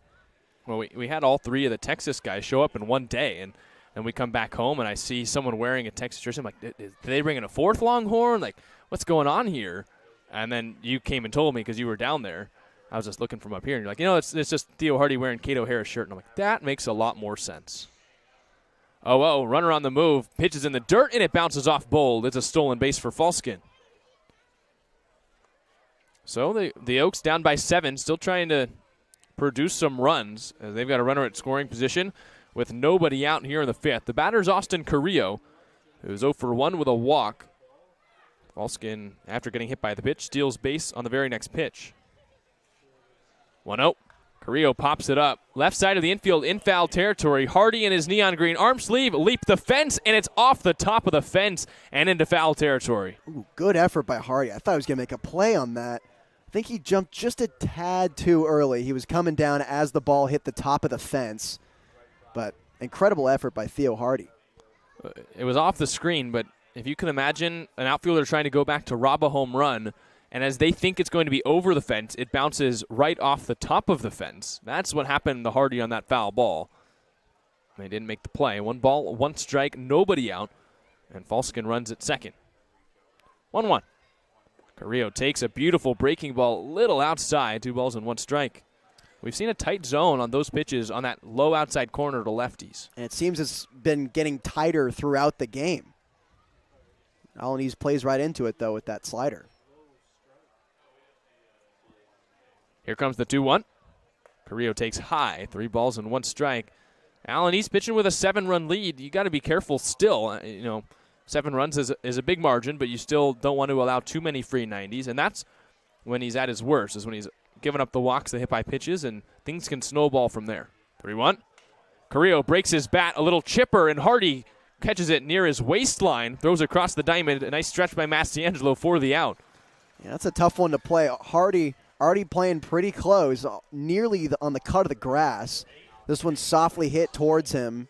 He has to play the wood chips flying at him. He falls down to one knee, but he corrals it, throw over the first, and gets the out. And what you often see on broken bat hits, the ball does weird things. Like normally you see batted balls, they go a certain way, but you don't see too many broken bat hits. And so when it happens, it's because it hits a part of the bat it normally isn't supposed to, and that means it can take some weird spins. And when you're playing closer in, you have less time to react. And so Hardy did a good job to get the out there. So there's a foul ball by Francisco. You also see bats normally shatter into a million pieces. That one shattered into 2. You had the huge bat and 1 wood chip that just flew off. That was a weird sounding break of the bat right there. And then, the spin coming off a broken bat is very unique. 0-1. Pitches inside. 1 ball, 1 strike on Francisco, the catcher, who's reached base both times. Single in the first, walk in the third. Carson Falskin from NC State stands at second after he walked and stole a bag. Big lead off the second base bag. Held on there by Price as Alanis comes home. And Francisco grounds it right back. Nice play, heads-up play by Alanis to go to third. And they've got Falskin caught in a rundown. Throw to Hardy, who flips to Price. Price applies the tag, and that's the out. Nice defense by Alanis to get the lead runner. And there's 2 outs here in the 5th. Hey, you heard me during that rundown saying close it. When you're in the infield and you're in a rundown like that, whoever is the next receiver has to take a few steps in towards the runner. You have to close the gap in which you have to get rid of the ball to the next guy. Otherwise, you're just going to be standing there forever just tossing the ball back and forth. So they eventually did towards the end of that play, and that's where they tagged out Falskin for the second out. I think that was a 1-5-6-5-4 out. Classic. Yeah. See those all the time. So now the batter's Jack Costello. No runner in scoring position anymore for the Oaks. As did he go around? Yes, he did on the low breaking ball. No balls and 1 strike on Costello, the right fielder from the University of San Diego. But it's just, for the Oaks, it's how things have been going recently. Falskin thought, hey, ground ball back to the pitcher. I've got a free pass to third. And Alanis smart thinking to look ahead and get the lead runner. 0-1. Costello takes strike 2. And Falskin has to read that ground ball through. Can't just put your head down and go right away. I know there's 1 out, but that's the read you make when you're at third base. Go on the ground no matter what. When the ball's hitting right in front of you, it went right into the glove of Alanis. You need to make sure that it gets through before you can take off. 0-2. Popped up into center. In comes Nin Burns the second. He spots up under it and makes the foot-planted catch. 5 scoreless frames so far for Lucas Alanis. Gives a little stare as he walks off to Jack Costello. Jake Bold's got to shove him back to the dugout, but it's still scoreless for the Oaks. 7-0 as we head to the bottom of the 5th.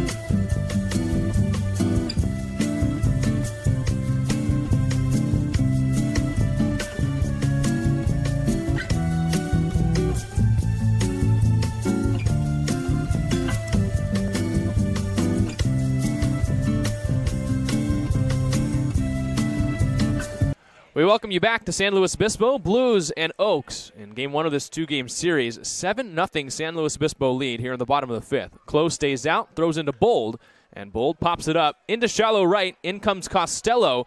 He calls off the second baseman Leahy and makes the catch. So one pitch went out for Clo here in the fifth as Bold is retired. I like Bold attacking on that first pitch. That's one he knows he likes. He goes after it, just gets a little too under it and flares it out to right.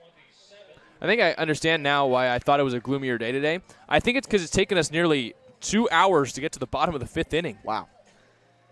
And it's already nearly 8 p.m. here in SLO, and there's only one out in the bottom of the fifth. This game's taken a while to get to this point. The batter now is Kate O'Hara. There's so many free 90s, not too many strikes so far on the day. That's one of the things that can make a baseball game take a while. O'Hara's 0 for 2, grounded out to third back in the first inning, and struck out his last time up back in the fourth. 0-1. Here he lines it up the middle, and he's got a base hit right behind the back of Clo, the pitcher, and that's the first hit for O'Hara in a Blues uniform. Short and sweet was that swing. The Longhorn picks up his first hit as a Blue, and this one's hit pretty hard, directly up the middle. One out base runner aboard, and this is a guy who can run too. Now you got a guy with lots of power in Darius Price coming up. Maybe you could see O'Hara swipe a bag with that ice cream cone dipped oven mitt he's got on. I've seen a lot of guys wearing. Yeah, it's got ice cream. Yeah, it's like decoration on it. Oh, not this one actually. Oh, wonder where he put it. Going to the all black. It's usually orange dipped in like white, like sauce with sprinkles on it. Huh. See a lot of people wear those. Big hack by Price. No balls and one strike. And Clo is lucky that liner didn't hit him. It looked like if he was going through one of those spy movies in the laser grid room and he's bending back out of the way of all of them, he really had to arch his back in order to not get hit by that line drive that came right back at him off the bat of O'Hara. But a 0-1 count here on Price, who's reached base 2 times, a walk and a hit by pitch. 0-1. Price hits a big liner back to the screen. No balls and 2 strikes. O'Hara does have speed at first. Didn't get to see it in action at Texas this past year. He only got a handful of at-bats. Played in 12 games, but only the 7 at-bats, so wasn't on base a whole ton. But we've seen how much speed he has to give him range at shortstop so far for the Blues, and now he's on base for the second time, his first hit as a Blue. 0-2 offering. It's low on the changeup. 1 ball and 2 strikes.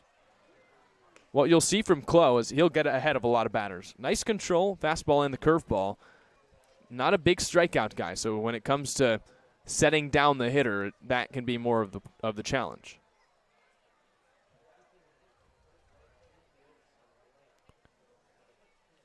Clo comes set. O'Hara at first. He deals. That's in the dirt again. 2 balls and 2 strikes. He went back to that changeup in the dirt. Tried to go with that out pitch the last pitch for strike 3, but DP doing a good job spitting on it. Spits on this one as well. Nearly identical area. 2 balls, 2 strikes, 1 out. Blues lead it by 7 here in the bottom of the 5th with Kate O'Hara leading off first. Clo works from the farthest side of the first base rubber and delivers. Price bounces it towards third. This could be a double play. Throw over to Leahy for 1. To first, it is a double play, and that gets out of the inning. It's the 3rd double play grounded into by the Blues, and we're through 5 here on the SLO Blues streaming network.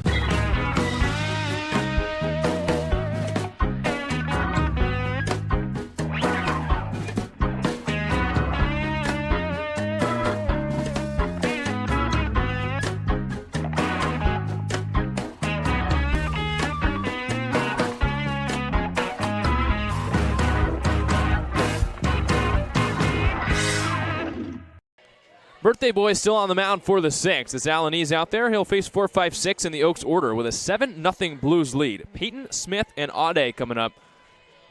It hasn't been the most dominant game for Lucas Alanese, but he's picking up just about where he left off against the Riptide. 2 hits allowed. He's walked a couple, hit a batter, but he only allowed 2 hits and 7 1/3 against the Riptide. The 2 hits today came pretty early. In the first 6 batters, 2 of them had hits, but he's still rocking that 2-hit mark here into the 6th inning. Leading off for the Oaks, number 20, Eli Payton.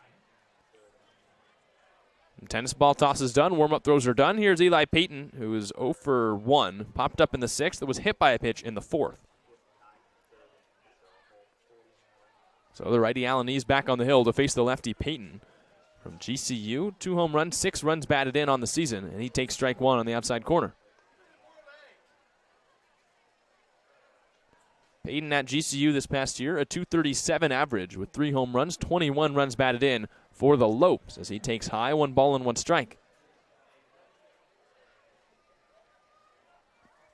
About as good a start as you can ask for the Blues. 1-1, and Payton rolls it foul. The Blues have played a lot of close league games recently, Nate. They've played games that they've had to come back in. Today it was nice because they got the early lead, and they've been coasting with it ever since. Yeah, like I mentioned earlier, this is something the Blues needed. This is something they wanted, and it's refreshing for the fans and the players, I think.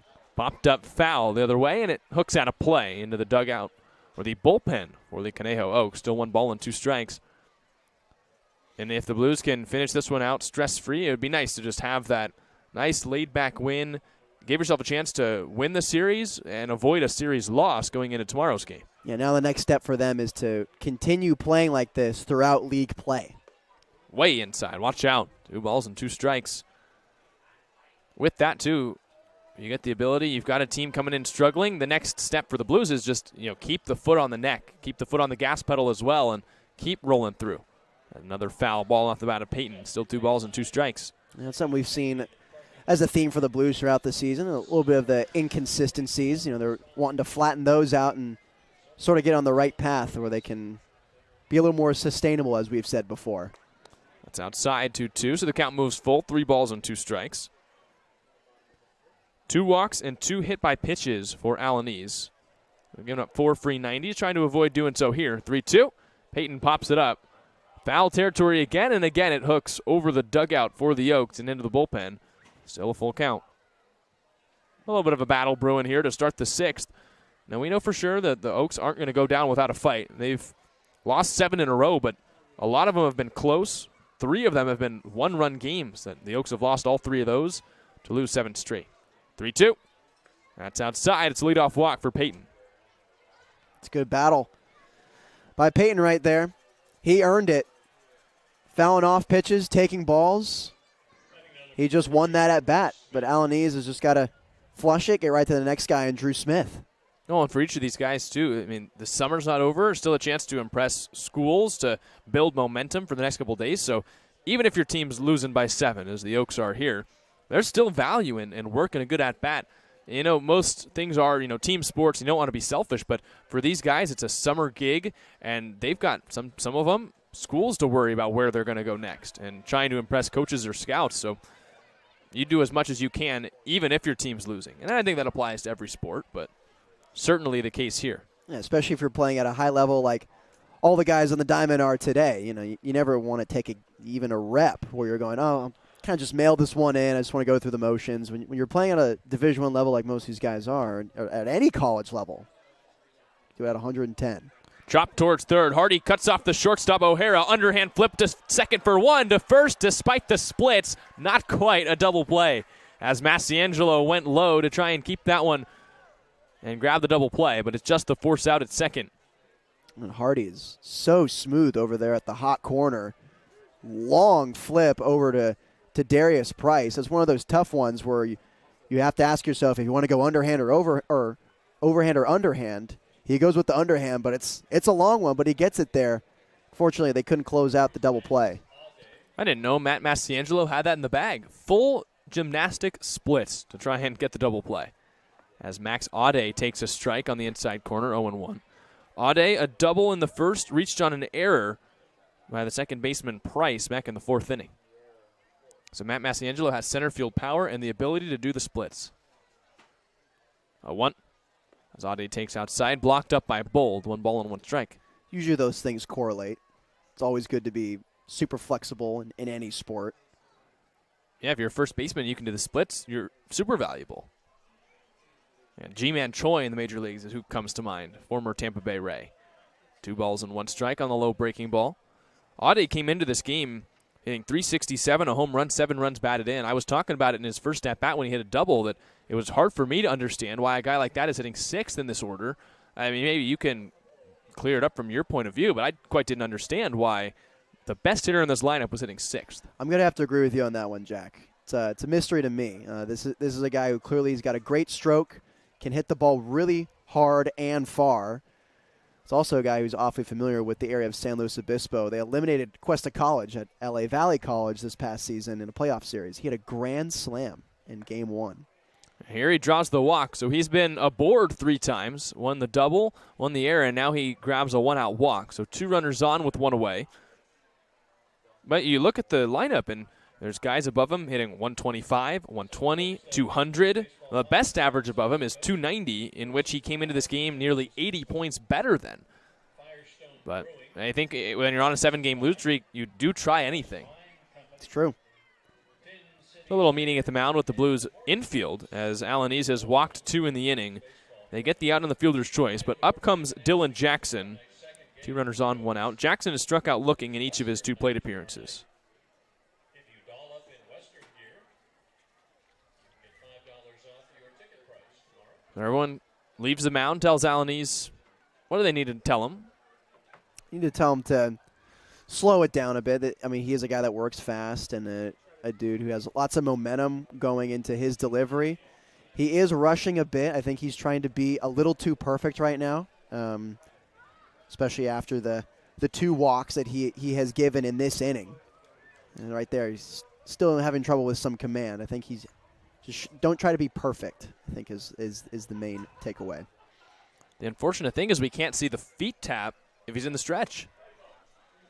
1 ball, no strikes, 2 runners on. He deals.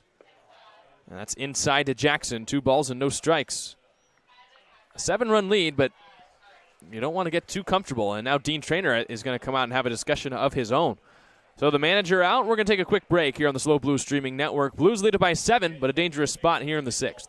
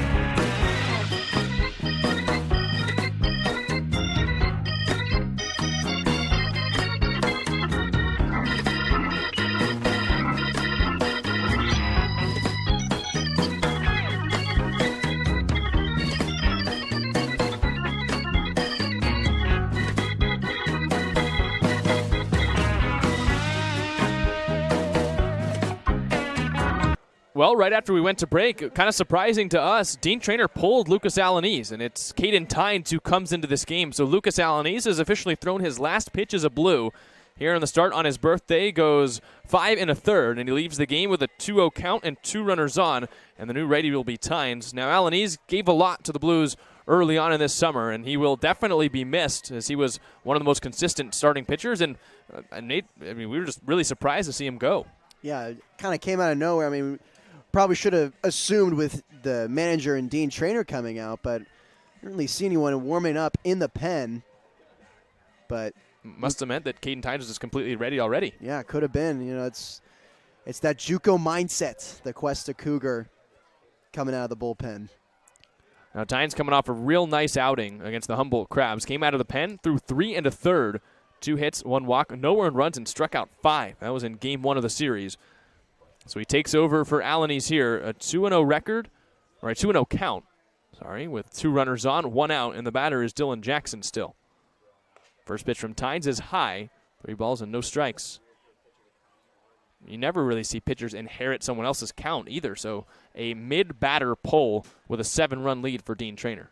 Interesting. Tynes trying to avoid walking the bases loaded. 3-0. And he spots up on the outside corner, 3 balls and 1 strike. Jackson has struck out looking twice, both in 3-2 counts. Here the count 3-1. It's Smith at second, Audet at first. The pitch from Tynes is way off the plate outside. It's a walk for Jackson, and the bases are indeed loaded.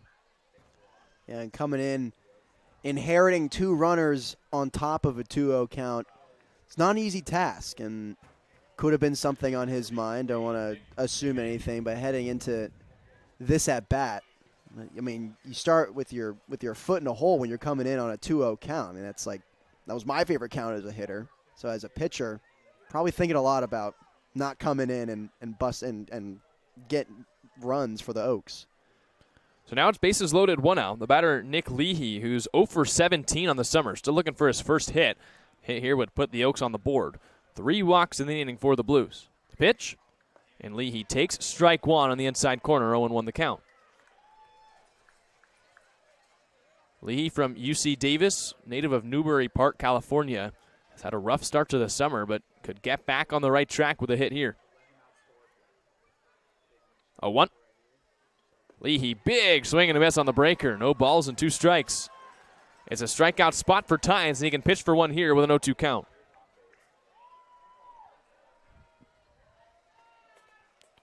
Tynes comes set. Bases juiced, 1 away. 0-2 count. He delivers, and Leahy bounces it foul. Strikeout certainly would be nice here for Tynes, but take a look at the middle infield. Playing deep, double play depth. Ground ball would be even better. You get right out of this one with the double play. Everyone playing back, so the Blues most likely won't come to home for the force out. Try and turn a double play in any bag. 0-2. Leahy pops it up, foul, backing out of play. Still 0-2.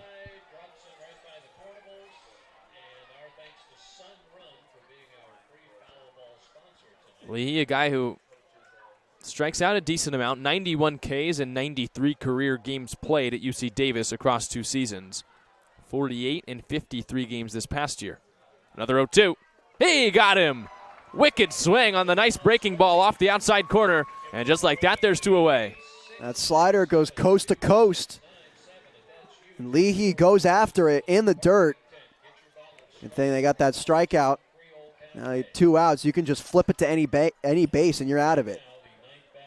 Caden Tynes picking up where he left off against Humboldt. Huge strikeout day against the Crabs. And now he's got his first for the first out he records out of the pen. Here's the 9-hole hitter Carson Falskin, who's 0 for 1 with a strikeout. Was hit by a pitch last inning in the 5th. 0-0. Falskin takes the breaker. It's in and out of the glove of Bold and at his feet. 1 ball and no strikes.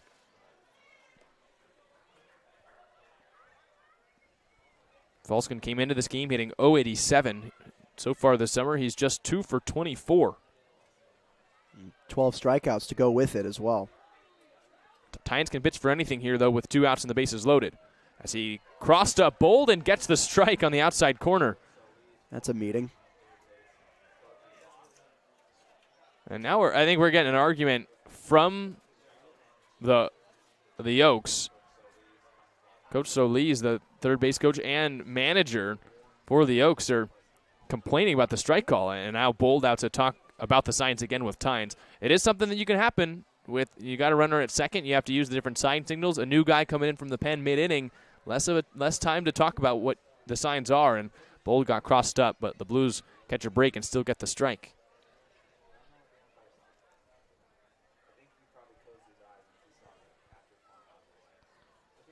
So bases juiced and a 1-1 count. Tynes kicks and deals and spots up. Same exact pitch, same result. 1 ball and 2 strikes. That slider's looking good right now for Tynes. Looks better when Bold knows it's coming. Exactly. So Tynes a strike away from keeping the Oaks scoreless. Here's the 1-2. Down in the dirt, and it bounces away from Bold. Not quite far enough to score Drew Smith from third. So the count 2-2. And no movement from the runners.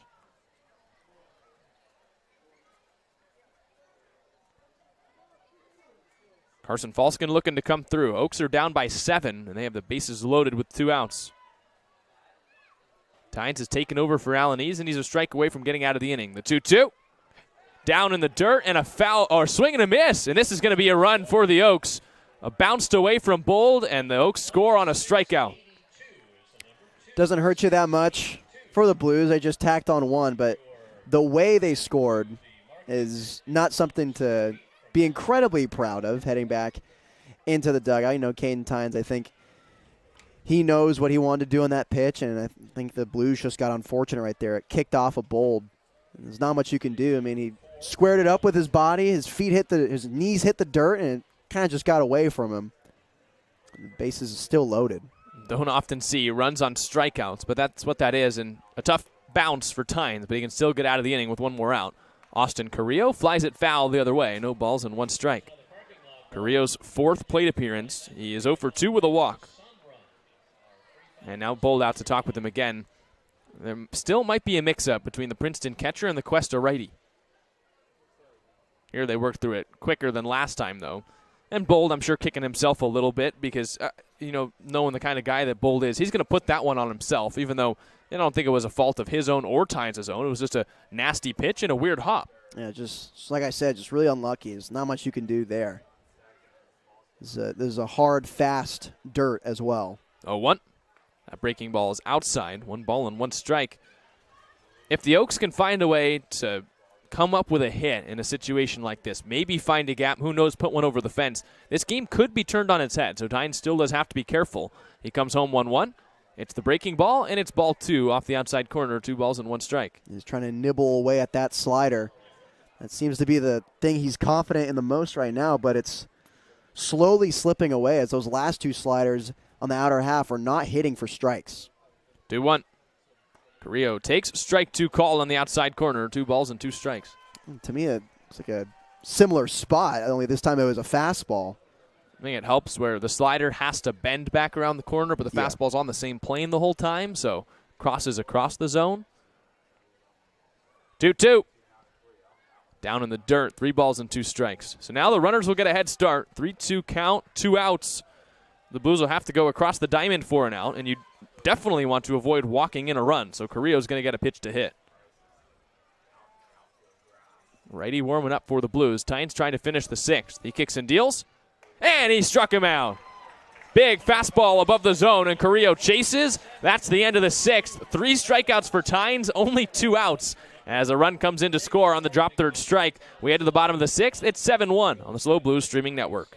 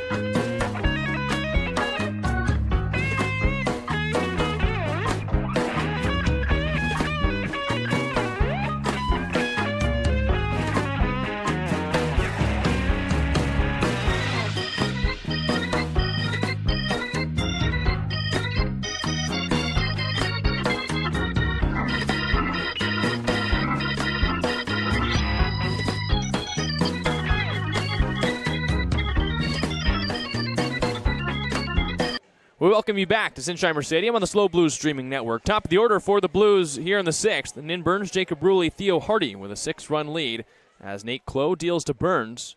And Burns swings and misses, no balls and 1 strike. It makes sense taking a hack like that. Nin wants to find a barrel on something. He wants an opportunity to get a barrel on something. Getting hit twice in this game and also walking. 0-1. Burns takes high. He's had an opportunity to raise the OBP today. Doesn't have a registered at bat yet. 3 plate appearances. He's walked and, you're right, been hit twice. But you get yourself into a bad spot if you complain about getting on base for free. True. 1-1. Burns takes. Strike 2 called on the outside corner. 1 ball and 2 strikes. Burns came in to this game hitting .286, but the 5 walks in league play. And as we talk about, when you let him on for free, he tends to steal bags on you and make it hurt a little bit more than regular hitters. Here he's behind in the count, 1-2. First plate appearance against Clow. Clow winds and fires, and Burns pops it up into shallow right. Coming towards the line is Costello. He's still racing. He slides, and he made the catch. Nice play by the right fielder from USD, and Burns is robbed of a hit. Wow, that was some serious ground he had to cover there. Looked a little awkward on that slide. Hoping he didn't hurt himself on that play, but he popped right up with it. Yeah, what a great catch out there in right field. Well, I'm not sure if there was replay review, if that would hold up. It looked like it might have been a trap, but yeah, I was thinking the same thing. When you get that big of an effort to catch one and you come up with the ball clean, there's not much of an argument that the Blues can have with no replay review. As here's a 1 ball, no strike count on Jacob Ruley. And that's what you're taught as an outfielder. Talk about Academy Awards. You do it on defense also. Show it to the umpire. Look, I got it. Oh, I definitely have it, yeah. Ruley has a single and a walk today. Also was on base on a fielder's choice. As he swings and misses here, 1 ball and 1 strike. Ruley from CSU Bakersfield came into this game hitting .286 with 2 runs batted in. He also today has a stolen base and has scored a run. 1-1. That's in the dirt. 2 balls and 1 strike. So Clow taking a little walk with himself. A little bit less command here in the 6th. But he's responded well to coming in for Cody Carson, who allowed 7 runs across 3 1/3. 2-1. Ruley takes it high. 3 balls and 1 strike. Looks like that's actually Brady Francisco out in right field for the Oaks. We're number 8. So we got some defensive replacements in between innings. There's a strike. Francisco was catching to start this game, so they must have brought in a new catcher. We were not notified of the defensive replacements, as it's often hard to see. As the payoff on the way, Ruley pops it up foul.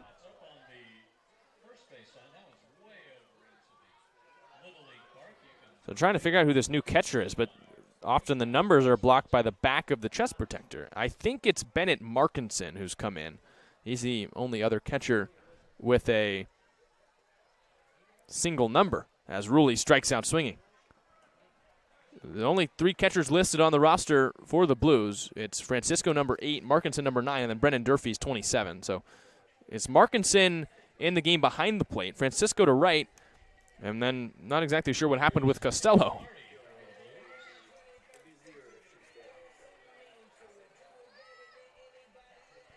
But moving from catcher to right field didn't make a difference for Francisco. Came up with that sliding catch. There's 2 quick outs as that one bounces back to the backstop. 1 ball and no strikes. That's just the 2nd strikeout that the Blues have had today. The Oaks don't tend to strike out too many hitters, just around 6 a game so far through league play. But the Blues have done a good job getting bat to ball today as Hardy swings and misses. 1 ball and 1 strike. Seeing Blues hitters go after that fastball up in the zone with some big ol' swings. First Nin, then Ruley, now Hardy. 1-1. Hardy fists it over to second. On the forehand, here's Leahy. He throws across his body in time for the out. The first 1-2-3 frame for the Oaks as we're through 6. It's 7-1 on the SLO Blues streaming network.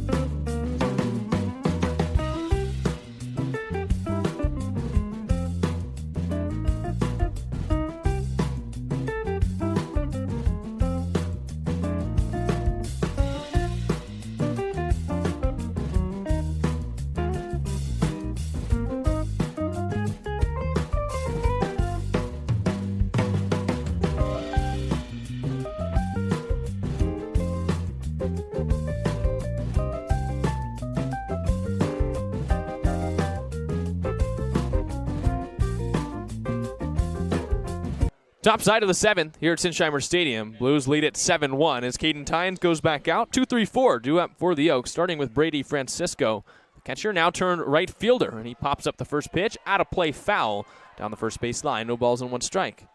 Francisco, kid's an athlete. It's a great play out there and right. Not an easy one.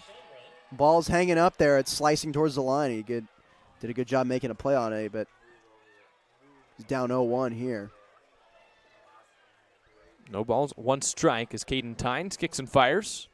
That's the breaking ball, and it's popped up again. This one's in fair territory. Darius Price ranges over a little bit to his left, and the second baseman makes the two-handed catch for the first out. I think the fog that's rolling in right now is kind of bailing both defenses out on the twilight sky. It's providing a more solid, darker background with more contrast to the ball, so it's making it a lot easier to see the ball in the air, which is good for the Blues defense. So here's Bennett Markinson, the new catcher who we realized was behind the plate last inning. He comes into the game for Jack Costello, who was the previous right fielder, so it makes sense.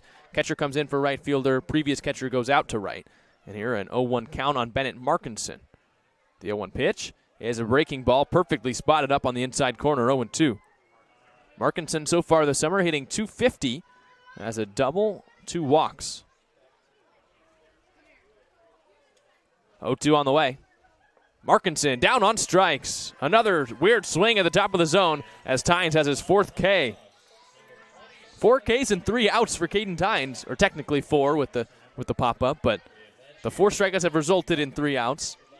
And he's just got the nice stuff working recently. First the Crabs, now the Oaks are his strikeout victims. Yeah, and that was a really quick strikeout right there. Maybe catching some influence from Alanis, working a little quicker here in the 7th. Big swing and a miss from Eli Payton on that outside corner. No balls and 1 strike. Well, he really welcomed Bennett Markinson to the game. He said, watch this. 2 perfect breaking balls. I'm going to make you check your swing on a fastball at the top of the zone, but I'll strike you out. As Payton rolls it on the ground, diving is the first baseman Massiangelo, and it's into right field, base hit. A 2-out knock for Payton, and there's a runner aboard with 2 away for the Conejo Oaks. And as I always like to say, this is a pitch that's tough to hit, and Payton gets creative, slapping that one into right field past the, not the dives, but the efforts by Massiangelo and Price. Here's Drew Smith, the left fielder from Oregon. He scored the lone run so far for the Oaks, but he's 0 for 3 as that one goes completely by Bold to the backstop. I don't know if he got crossed up or just couldn't see it. And he's shaking his head at Caden Tynes. 1 ball and no strikes. It's looking like a cross-up to me. Which is interesting because there's no one at second, so Bold's only putting down one side. But also could be that getting a little darker here at Sinsheimer. I know the lights are on, but Tynes might be getting crossed up by Bold's fingers in the shadows between his legs. Bold's told me he's had trouble with that throughout his career. He's said he's had small hands. And this is his words, so. Well, this time the small hands lead it to pop out of his glove, and here he is again to talk to Tynes. Is that another cross-up? What is that, 4 or 5? Yeah, something like that. At some point, you got to figure it out. One or the other between them two has to figure out these signs. Because it isn't just a potential baseball issue. It's a safety issue for Bold behind the plate. If Tynes isn't going to be throwing what Bold thinks he's throwing, Bold isn't safe behind the plate. Yeah, that is quite an issue. You know, you got the gear on, but sometimes that's not enough. I mean, you have to be prepared for what's coming. It's always a scary thing as a catcher when you're putting down slider. You're like, all right, then you see a fastball. It's frightening. Well, especially with someone with as much movement as Caden Tynes, that big sweeper, and then the hard fastball. I wouldn't want to be back there either if I had no idea what was coming. 2-0. At breaking balls in the dirt. Bold still doing his job, though. Blocks it up. 3 balls and no strikes on Drew Smith. So ever since that single from Payton into right field, Tynes has been a little bit mixed up. There is an arm warming up in the pen for the Blues. It looks like it's A.J. Moreno, the righty. 3-0. And that's a 4-pitch walk. So Drew Smith's aboard. First and second with 2 outs for the Oaks here in the top of the 7th. Yeah, it's starting to slip away from Tynes in an inning that started out so promising, getting out the first two batters rather efficiently with the pop out and the strikeout. Now he finds himself slowly losing control of all of his pitches. Batter now is Max Audet, dangerous hitter to be at the plate. Audet's a guy that could bring the Oaks back with just one swing. He swings and misses here. No balls and one strike. Audet came into this game, 367 average, a home run, 7 runs batted in. Doubled in the second, reached on an error in the fourth, and walked in the sixth. He is yet to fail to reach base. 0-1. And Audet takes in the dirt. It bounces up and over Jake Bold and to the backstop. Second and third with 2 outs go the Oaks as another pass ball or wild pitch. 1 ball and 1 strike. And I don't know if that was a sign mix-up or just a pitch that Bold couldn't block in the dirt. It's just one that was difficult to block. Catches too much of that rough dirt by home plate and it gets away from him. Game's moving at a snail's pace. Just past 8:30 p.m. We're only here in the top of the 7th. 1-1. And Audet pops it up. Good end of the inning as Hardy races back into foul territory. Out goes Rulli, and it falls in front of everybody. 1 ball and 2 strikes. Blues had a triangle of defenders, and it was just placed in the perfect spot to get a second life for Max Audet.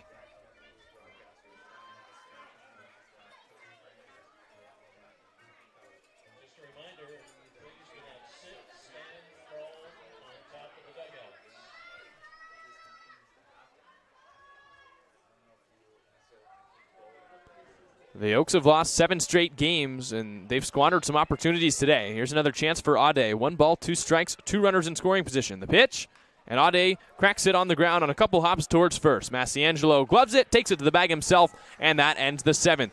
We head to the bottom half of the frame. It is still 7-1 on the SLO Blues streaming network.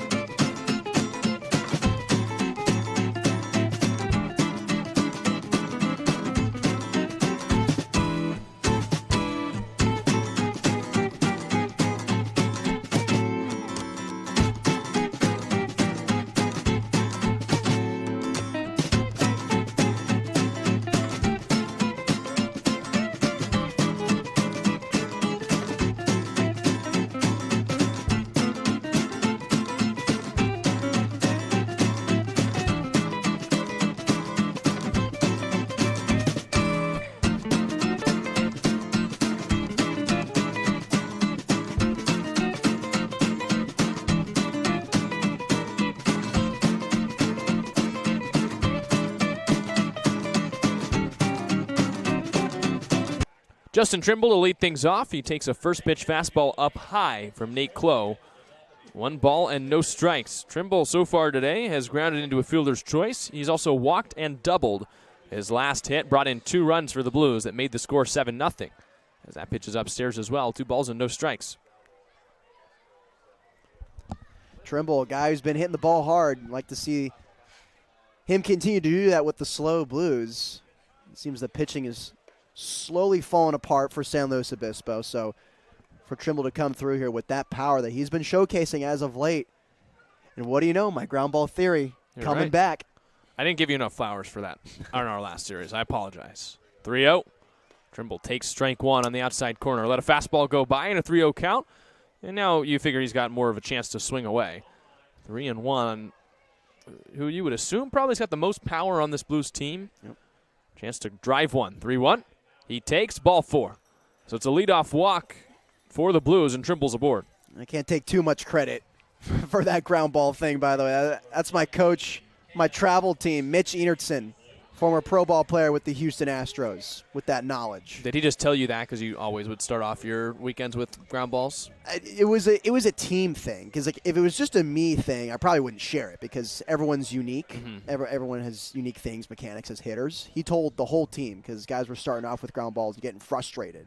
And they're like, oh, why can't I just like find a hole? Like, I just want to start off the tournament good. And you're like, hey, just be patient. You know, typically when you start off like a weekend or whatever with a ground ball, you know, your swing is neutralized and you can find some holes with some line drives. Well, Cam Constantine has started his day with a ground ball. It was a dribbler that brought in a run. Then he had another ground ball that found a hole. So he started his day 2 for 2 before he popped out to left. So he's 2 for 3. Behind in the count, no balls and 2 strikes. Justin Trimble's walk to start this inning made it the 4th of 7 innings where the Blues have started out with a walk. A recipe not designed for success for the Oaks. No, and it's the Blues have been doing that all year with the base on balls, and it's showing so far in this game. 0-2. Constantine strikes out swinging. A 3-pitch K for Clo. That's his second. And as we were talking about Constantine the last time, everyone it feels like is getting walked or hit by a pitch today. Every single at-bat he's had started 0-2. And he's come up 4 times. He's been behind 0-2 4 times. Well, and this is why he's a hitter at Texas. 2 of those at-bats finished in singles. I mean, they were dribbler singles, but I mean, drove in 2 runs, and they were at-bats that were well put together. Well, if you start your week out with a ground ball and it turns out to be a hit, then not only is your swing designed to be good, you're also feeling more confident. That's right. Psychology. Yes, Matt Massiangelo flies it out of play foul. No balls and 1 strike. Massiangelo started his day with a walk. Since then, he's grounded into a double play and popped out to right. The CSU Bakersfield Roadrunner has only played a handful of games so far for the Blues. Coming into this one, he was 1 for 6 in league play, and it looks like he might have caught something in his eye.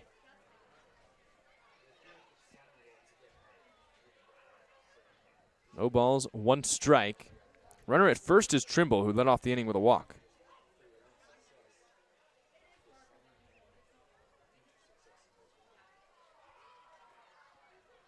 0-1. Swing and a miss. No balls and 2 strikes. So he got something in his eye. Before the game, I was writing stuff in my scorebook, and as I was blinking, a fly flew into my eye, and I kid you not, got stuck in my eye for a second. It was the weirdest thing I've ever experienced. It's so hard. It's like, what do you do? Like, I'm not going to dig out my eye. Impeccable timing. It was It was just once in a million opportunities. I was going to say the probability of that as well. Yeah. 0-2. That's high. 1 ball and 2 strikes. Eventually, I was fine. SLO, not a place I would say has a lot of bugs either. And I don't know about that one. I've seen a lot of spiders since coming into SLO, and I know because I'm so scared of them that maybe that's I notice them when they're there. But I've definitely noticed. But I mean, you're comparing maybe like other places of the world. It's not too bad. No. But maybe it's just my eagle eye. 1-2. Massiangelo takes low. 2 balls and 2 strikes. Or now your eagle bug eye that eye. was Now killed by a bug. Yeah. I can see fine now. So 2-2 the count on Massiangelo. Looking to come up with his first hit. 1 out here in the 7th inning. Blues lead at 7-1.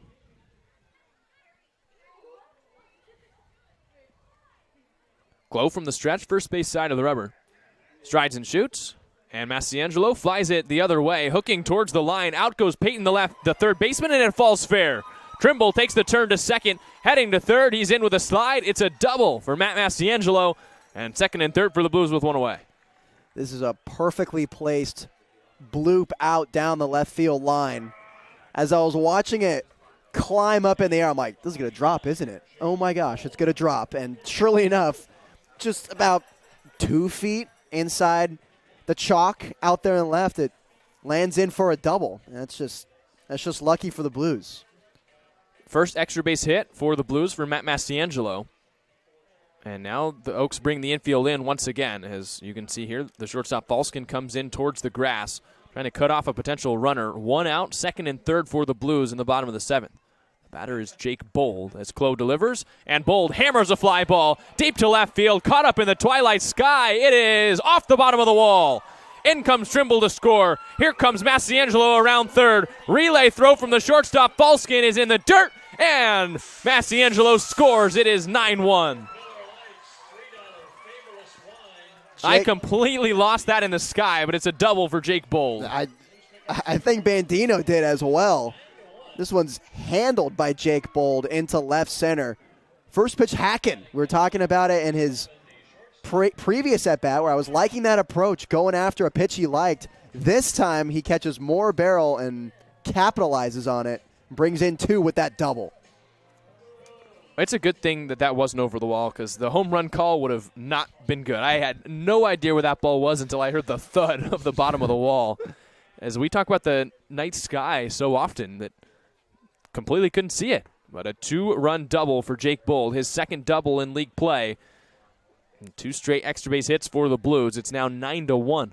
Yeah, now the twilight is seeping through that marine layer heading on in. It's incredibly difficult to see the ball. 1 ball, no strikes. The batter's Kate O'Hara, and O'Hara lines it straight back. 1 ball and 1 strike.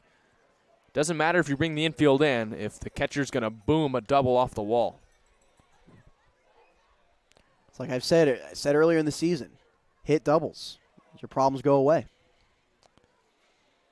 Easier said than done, I would guess. Of course. Bold takes off for third. Here's the throw from the catcher, Markinson. They did not get him. A stolen base for the catcher, and he puts himself at third with 1 out. See, a few broadcasts ago, talked about how he has catcher speed, but then he promptly steals a bag right on my words, and we addressed it in the dugout. He goes, "Hey, man, I can run."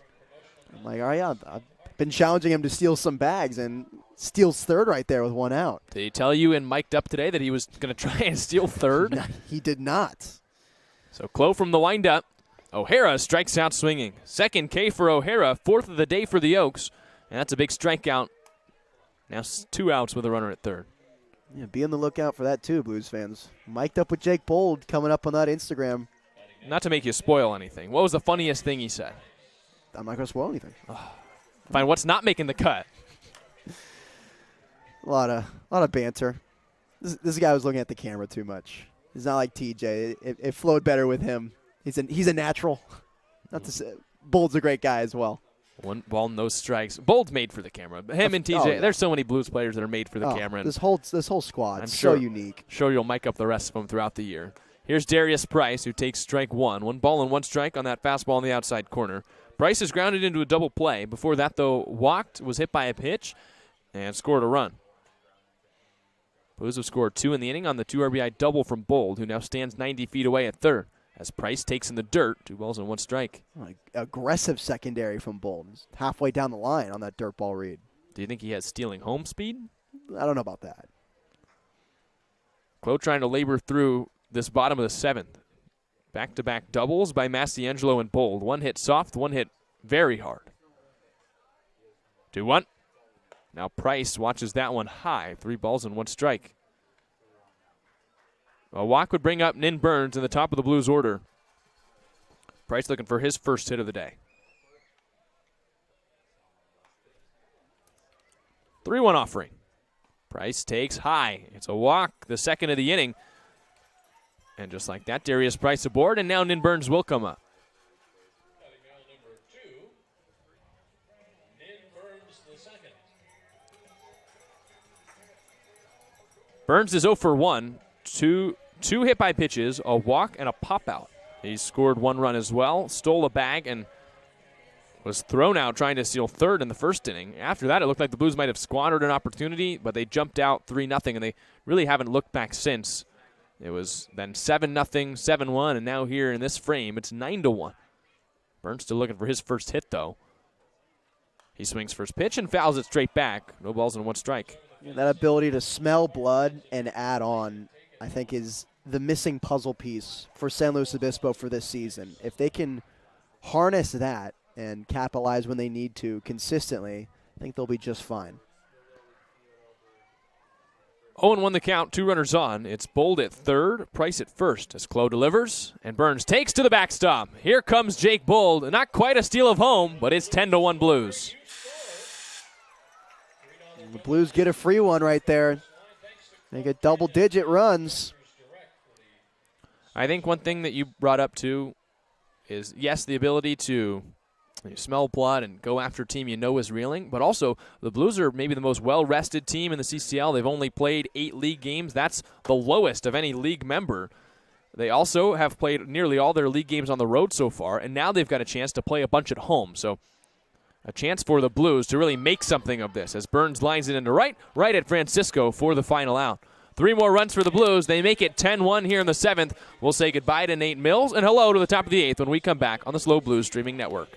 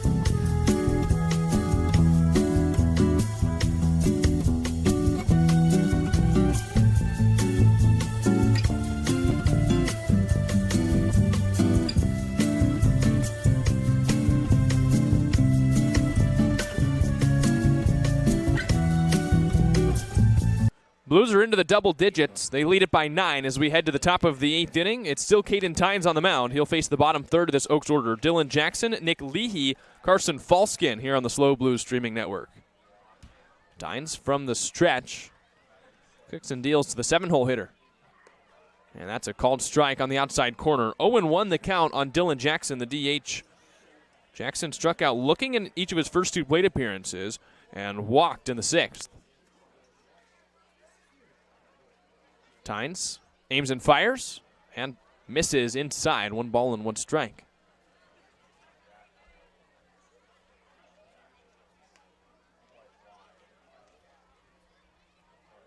Blues by 9. Tynes looking to give the Blues some bulk to finish this game. 1-1. And Jackson takes outside. 2 balls and 1 strike. Dylan Jackson went to Thousand Oaks High School, a native of Thousand Oaks, California. And so playing for the Oaks, who play at Cal Lutheran University in Thousand Oaks, get a chance to stay with the hometown team. At Thousand Oaks High School, enjoyed 2 excellent varsity seasons to end his career. 2-1 as Jackson pops it up straight back. Bold can't find it. Now he's rolling back, and it bounces just in front of the netting. 2 balls and 2 strikes. As a senior at Thousand Oaks High School, in 27 games, a .243 average, but 8 home runs for Jackson, an OPS above 1,000. The year before that, he hit .333, had 9 home runs, and an OPS at 1154. So you add that all up as a career. 54 games played, .292 batting average, 17 homers.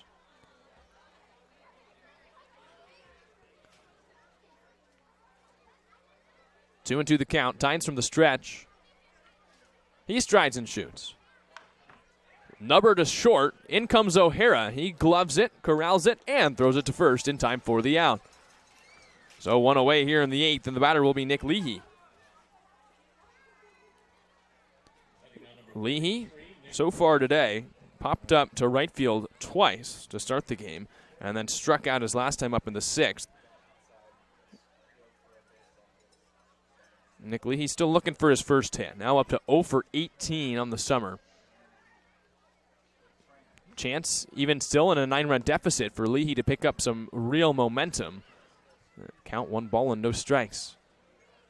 Leahy's gotten 150 or more at-bats in each of his first 2 seasons at UC Davis. So he's gotten it done at the D1 level and just trying to figure out a way to get on the hit board this summer for the Oaks. It's a count 1 ball, 1 strike, 1 out. Leahy also crushed it last summer for the Humboldt Crabs, so it's not like he's new to summer ball at all. And 104 plate appearances for the Crabs, an OPS at .911. He hit .303 with 3 home runs, 17 runs batted in. Here comes the 1-1. Leahy pops it up foul. 1 ball and 2 strikes. Crowd is thinned out a little bit here at Sinsheimer. This game has already taken nearly 3 hours, and it's completely dark here in San Luis Obispo. But fans still chase after the foul balls. You won't see them not chase a souvenir. 1-2. Leahy takes high with a changeup. 2 balls and 2 strikes. Leahy went to Newbury Park High School. 6 foot, 190-pound middle infielder. 2-2 on the way. And Leahy pops it foul over the Blues dugout into the bullpen. That's a souvenir the fans can't quite get to. You see all the kids, they go down to the railing, they look over and they realize, oh, these cones here mean we can't chase that foul ball. Some of them listen, some of them don't, but that ball too far anyway. Another 2-2. Leahy hits a high drive, deep foul to left, but way, way, way foul. Almost to the parking lot. Count still 2 balls and 2 strikes.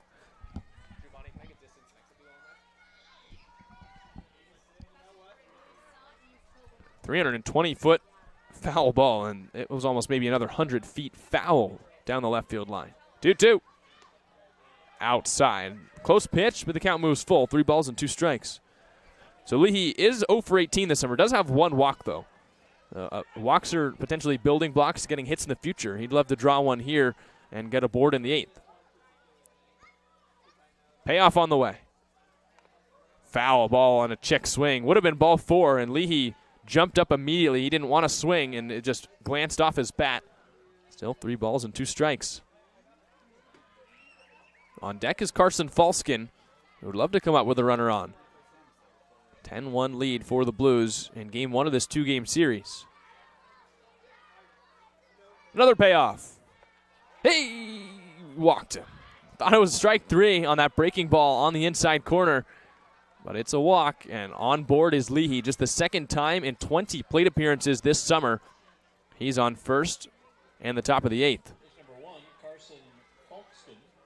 Well, I jumped the gun a little bit on the strikeout call. Tynes has been working that pitch all day, and it's been called for most of the day. That front door breaking ball, Tynes spins it across that inside corner and just didn't get the call there. So Leahy's aboard with 1 out. Here's the 9-hole hitter Carson Falskin, who struck out his last time up, but it was a drop 3rd strike. It got away from Bold, and that's what allowed the Oaks to score their 1 run. So 1-0 count on the 9-hole hitter from NC State. Shortstop's got 2 strikeouts and a hit by pitch. Here's the 1-0. That's way high, 2 balls and no strikes. A.J. Moreno is still getting loose for the Blues in the bullpen. We'll see how much longer the leash is for Caden Tynes, who, while he's had the strikeout stuff, has been inconsistent with his command at times today. He's also crossed up the catcher, Jake Bold, maybe 5 times the previous 2 innings. No cross up there. It's a swing and a miss on the fastball. 2 balls and 1 strike. Carson Falskin redshirted his sophomore year at NC State due to injury. Next year he'll be a redshirt junior. Switch hitter batting right-handed. He's listed as a switch hitter as he rolls this one towards third. Could end the inning. Throw to second for 1. Price over to first. The splits. This time it's a double play. The Blues turn 2 on the 9-hole hitter. As we head to the bottom of the 8th, it is 10-1 on the SLO Blues streaming network.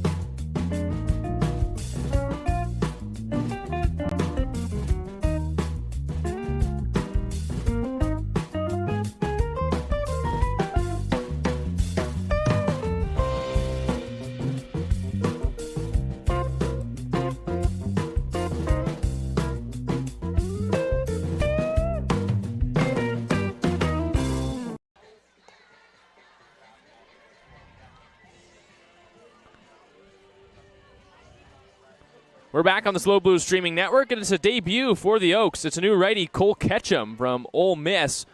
Ketchum stands 6'1", 205 pounds from West Point, Mississippi, and he comes out here to Conejo after a season with Ole Miss where he threw 19 innings, had a 7.11 ERA, gave up 21 hits in 19 innings, also walked 9, just 13 strikeouts. But he joins the Oaks, making his first appearance, and he's in charge of throwing the bottom of the 8th. The Blues lead it 10-1, and they've got 2, 3, 4 coming up. Ruley, Hardy, and Trimble.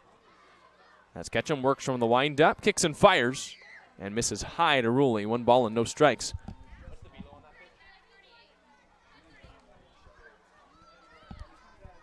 And that fastball from Ketchum, 91 miles an hour. So you knew when he was at Ole Miss he'd have that D1 SEC caliber stuff, but real cheese out of the right-hander as he deals again, misses high.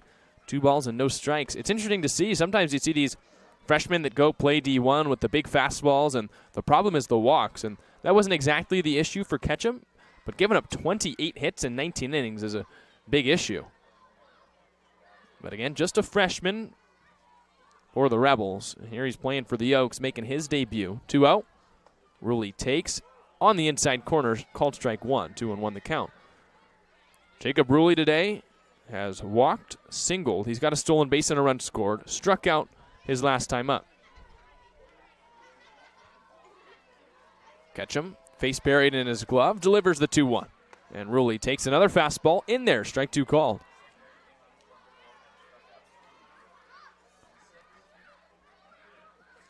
Jacob Ruley, the environmental resource management major, hitting in the 2 spot today for Dean Traynor, leading things off here in the bottom of the 8th. 2-2. He takes inside, 3 balls and 2 strikes. Ruley has said that he plans to use that environmental resource management degree to become a safety consultant. You know, make sure everyone is treating the environment with the respect that it deserves, and Ruley wants to be on the face of that. 3-2. He swings and tips it back into the glove, a strikeout. And the first batter faced by Ketchum. There's 1 away. So Ruley down on strikes, and here comes Theo Hardy. That's an overpowering fastball from Ketchum for sure. If the Oaks can reel in the control and make sure he doesn't get hit around too much, Ketchum could be a real weapon for Conejo down the stretch. Guy joining the Oaks just today for this trip. Chance to pitch in a meaningless situation and get his legs under him. His first appearance in the CCL. Here he faces Theo Hardy, the switch-hitting shortstop, batting left-handed. He takes outside, 1 ball and no strikes. Hardy was hit by a pitch and stole a base and scored in the first. Since then, he's 0 for 3. Grounded into a double play, grounded into an error, and then grounded out to second. 1-0. Takes outside, 2 balls and no strikes.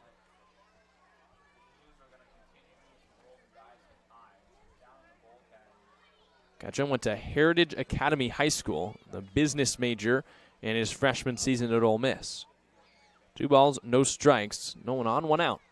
From the windup he delivers, and Hardy takes a big hack, swings and misses. 2 balls and 1 strike.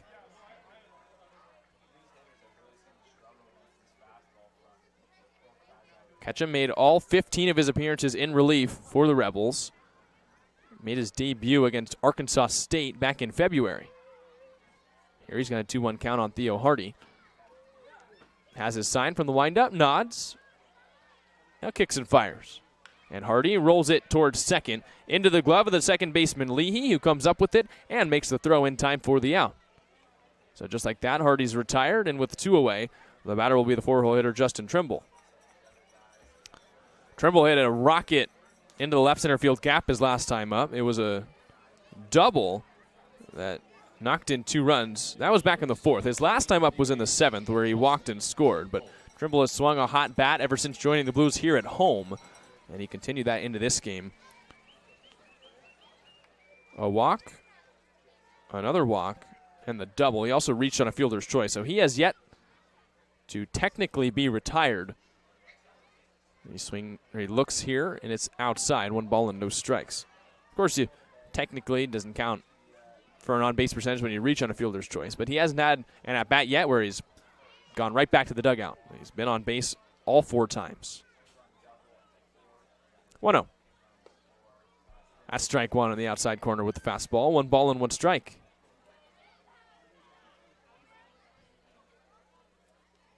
Trimble, a 2-time All-State player at Arroyo Grande High School. His senior year hit .397 with 8 home runs to lead the team. Knocked in a total of 29 runs. Here's the 1-1. And that's on the outside corner, called strike 2. So Ketchum's a strike away from a debut 1-2-3 inning here in the bottom of the 8th. And then the Oaks will come back up, try and rally back from 9 runs down to avoid losing their 8th straight.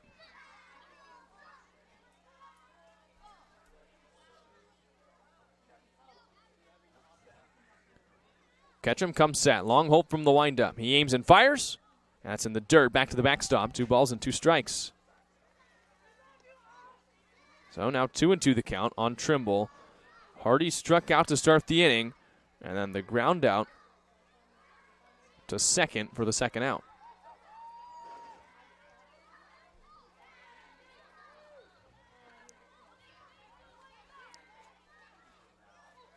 Two. Trimble strikes out swinging. Fastball in the dirt, and there's 2 strikeouts for Ketchum. He does work the 1-2-3, and we head to the 9th. It's a 9-run lead for the Blues. They need 3 more outs to beat the Oaks for the first time this year.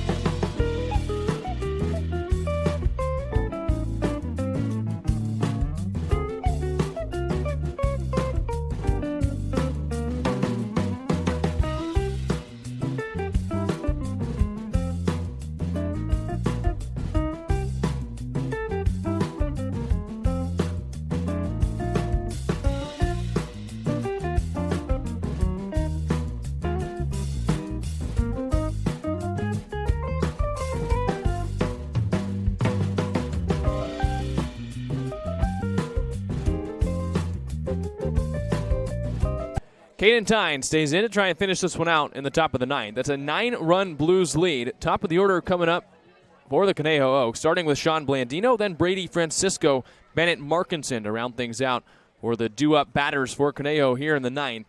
Blues have led the whole way. It was 3-0 after the first, and they have not turned around since. Eventually, SLO made it 7-0 before it was a 7-1 game, and then the Blues extended their lead to 10-1.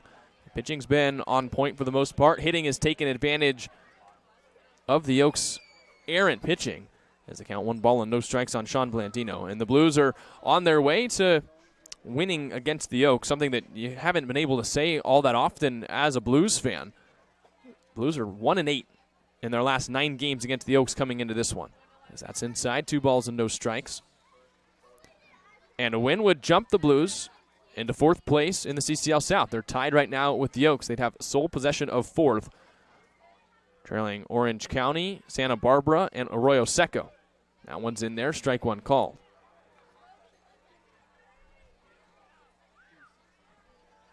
Also, a loss here would really just tank things for the Oaks. They've already lost 7 straight. They're 1-4 in road games so far in CCL play, and it doesn't get all that much easier as this has popped up, foul, and no one's going to get there down the third base line. 2 balls and 2 strikes. So it would be 8 straight losses to drop the Oaks to 5-8. And 5 of their next 6 games, including the one today and the one tomorrow, are road games. So a team that has struggled on the road, at least so far, trending to getting to 1-5 away from Sparky Anderson Field, are going to have to continue to go through a gauntlet of road games going forward. Past 9 p.m. here in the 9th inning. The pitch, and Blandino takes a little high and outside. 3 balls and 2 strikes. Blandino came in as a defensive replacement for Austin Carrillo a couple innings ago. This is his first plate appearance. As Tynes from the stretch, kicks and deals. And strike 3 called. Looked like it could have been ball 4. That was in the same spot as the last pitch. But Tynes gets a strikeout, and Blandino's down to start the 9th. So Blandino down on strikes. Here's Brady Francisco, the catcher from GCU. Francisco so far today has a hit, a single in the first. He's also walked, grounded into a fielder's choice, and popped out. Oh, well. He takes the first pitch here inside, 1 ball and no strikes. Francisco went to Thousand Oaks High School, native of Simi Valley, California. 5'10", 185-pound catcher. He grounds it towards short. Diving is O'Hara, and it's into center field, a base hit. Francisco's got his second hit of the day, and there's a runner on in the 9th for the Oaks.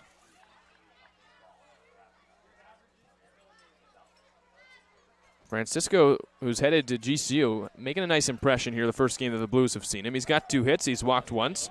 2 for 4 on the day. Little silver lining for the Oaks, who trail it by 9 here in the 9th. Here's Bennett Markinson. Came in as a defensive replacement, struck out in his lone plate appearance on the day. That was back in the 7th. So he takes low here, 1 ball and no strikes. Empty bullpen for the Blues, so this is Tynes' game to finish, whether he likes it or not. I'm sure he's happy to do so, and he continues to rack up the innings recently for the Blues. He deals here, inside fastball fouled away, 1 ball and 1 strike. Bennett Markinson came into this game hitting .250. He's now 4 for 17 on the summer after his strikeout from Northwestern, where he's hit above .270 in each of his first 2 seasons. He calls time. This past year, 2023, 29 starts across 40 games played. Markinson hit .273. No homers, no triples, 7 doubles, though. 15 runs batted in. 1-1. Big breaking ball, and Markinson's out in front. 1 ball and 2 strikes. Markinson, a 3-time varsity player at Harvard Westlake. As a senior, was on the All-California State team, All-CIF Division I team, and All-Mission League first team. As Tynes readies up, here's his 1-2. Markinson strikes out swinging. Tynes just keeps racking up the Ks. And there's 2 outs in the 9th.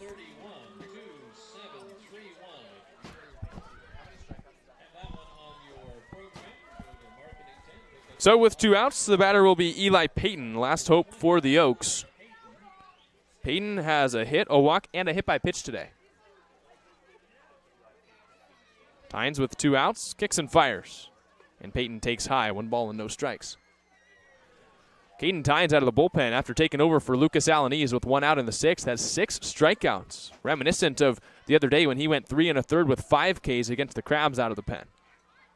1-0. And Payton hits a high drive over the head of the right fielder, Constantine, and all the way to the wall. A little breath of life for the Oaks here in the 9th. Heading to second is the batter Payton. Getting waved home is Francisco. It's 10-2 on the double from Eli Payton.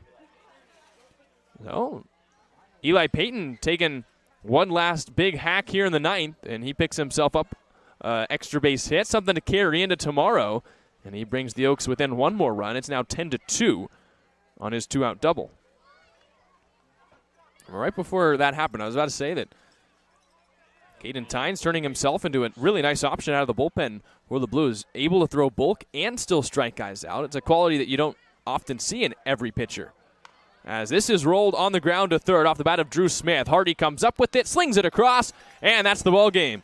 Blues win game 1 and make it 8 straight for the Oaks with a 10-2 final. Lucas Alanese gets the win, and the Blues take a W here in game 1. 10 runs on 7 hits for the Blues, 2 runs on 5 hits, 3 errors, though, the big difference for the Oaks. Game 1 goes to the Blues. Game 2 comes tomorrow. Stay tuned here on the SLO Blues Streaming Network. We hope to have an interview with the birthday boy, Lucas Alanese, who went 5 1/3 for San Luis Obispo. We'll be right back on the SLO Blues Streaming Network.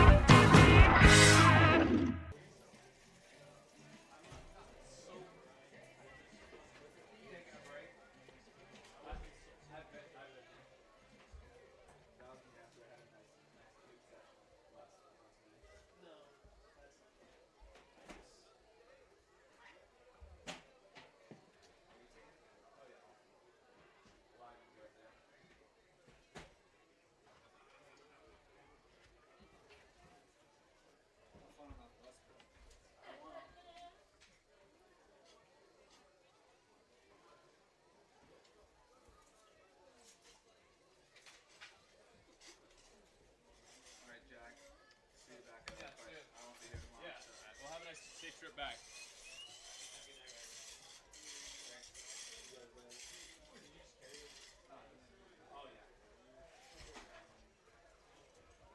See you tomorrow, Jack. That's it. Enjoy a night on the town. If you end up at the mark, I'm buying you. I'm not 21, so that won't be happening.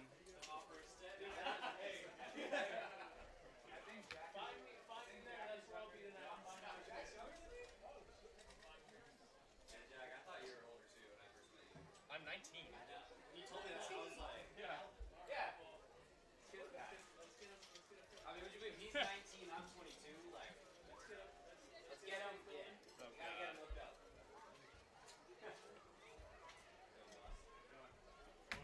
Yeah, of course. Save you from field work on your birthday, too.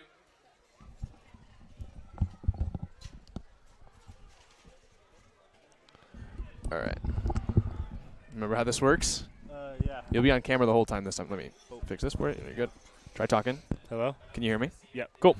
All right, so slide in a little bit, and then you get as close to the computer as you can. I'm like kind of in this corner, so let's see, like that. But yeah, it'll be pretty easy. Cool.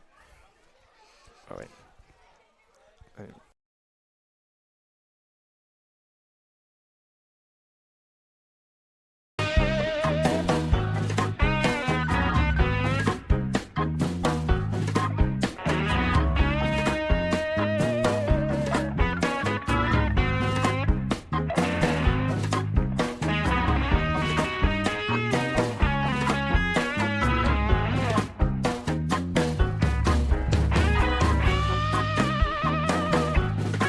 We welcome you back into the press box, and I'm joined by the winning pitcher, Lucas Alanese. Lucas, you get your second win in as many starts. Go over 100 pitches again, but two hits allowed through 5 1/3, just the 1 earned run. I'm curious, what allows you to work so well with runners on base and strand them? I think I just tell myself, like, hey, get this guy out, let's go hit. Like, I just tell myself, hey, can't get this run in. Like, I think it's just like a mindset type of thing where I'm just like, hey, all right, calm down, those strikes, and just get out of it. And throwing on your birthday today, was that something you had to convince Dean Trainer to have the ability to do, or did he approach you with the idea? How did it work out that you ended up throwing on your birthday? Well, I was supposed to start tomorrow, and Robbie Lardner was supposed to start today. But I talked to him, and he's like, hey, you want to start on your birthday? So I was like, yeah, sure. Be better just to then go hang out tonight, see what we do. Was it feel like anything different going to a birthday start, or is this same deal out there when you're hitting the mound? Same deal, but I think a little bit more pressure. Hey, all the guys on the Conejo team were, hey, come on, give this guy a birthday present, and chirping me a little bit. But other than that, I felt the same. So birthday start, also your last start for the Blues, and so I'm just curious, through your time here so far, what's been the best memory that you've had with teammates? What are you going to miss most? Oh, I think just hanging out with everybody. These past couple of weeks is really, we've just glued together. I'm going to miss it a lot. Just coming out here, hanging out, playing baseball. I mean, that's the best. And from a guy leaving the team, I'm curious, as your last kind of parting piece of insight into the team as you leave and they continue the rest of the CCL season, what do you think fans can expect from the Blues for the rest of the league slate? I think we just showed them today that we're here for business, putting up 10 runs on the Conejo team, and I mean, we're here for business. I think we have a good shot at winning it all. Well, happy birthday. Enjoy your 21st and enjoy the night out with friends. We've really enjoyed, being able to talk to you on the SLO Blues streaming network. And also just, watching you pitch out there. So much energy, and we've appreciated everything you've contributed to the Blues so far. Appreciate it. Thank you so much. Well, the Blues grab a 10-2 win here against the Conejo Oaks. They make it 8 straight for Conejo. They'll look to make it 9 tomorrow. Same time tomorrow. First pitch, 6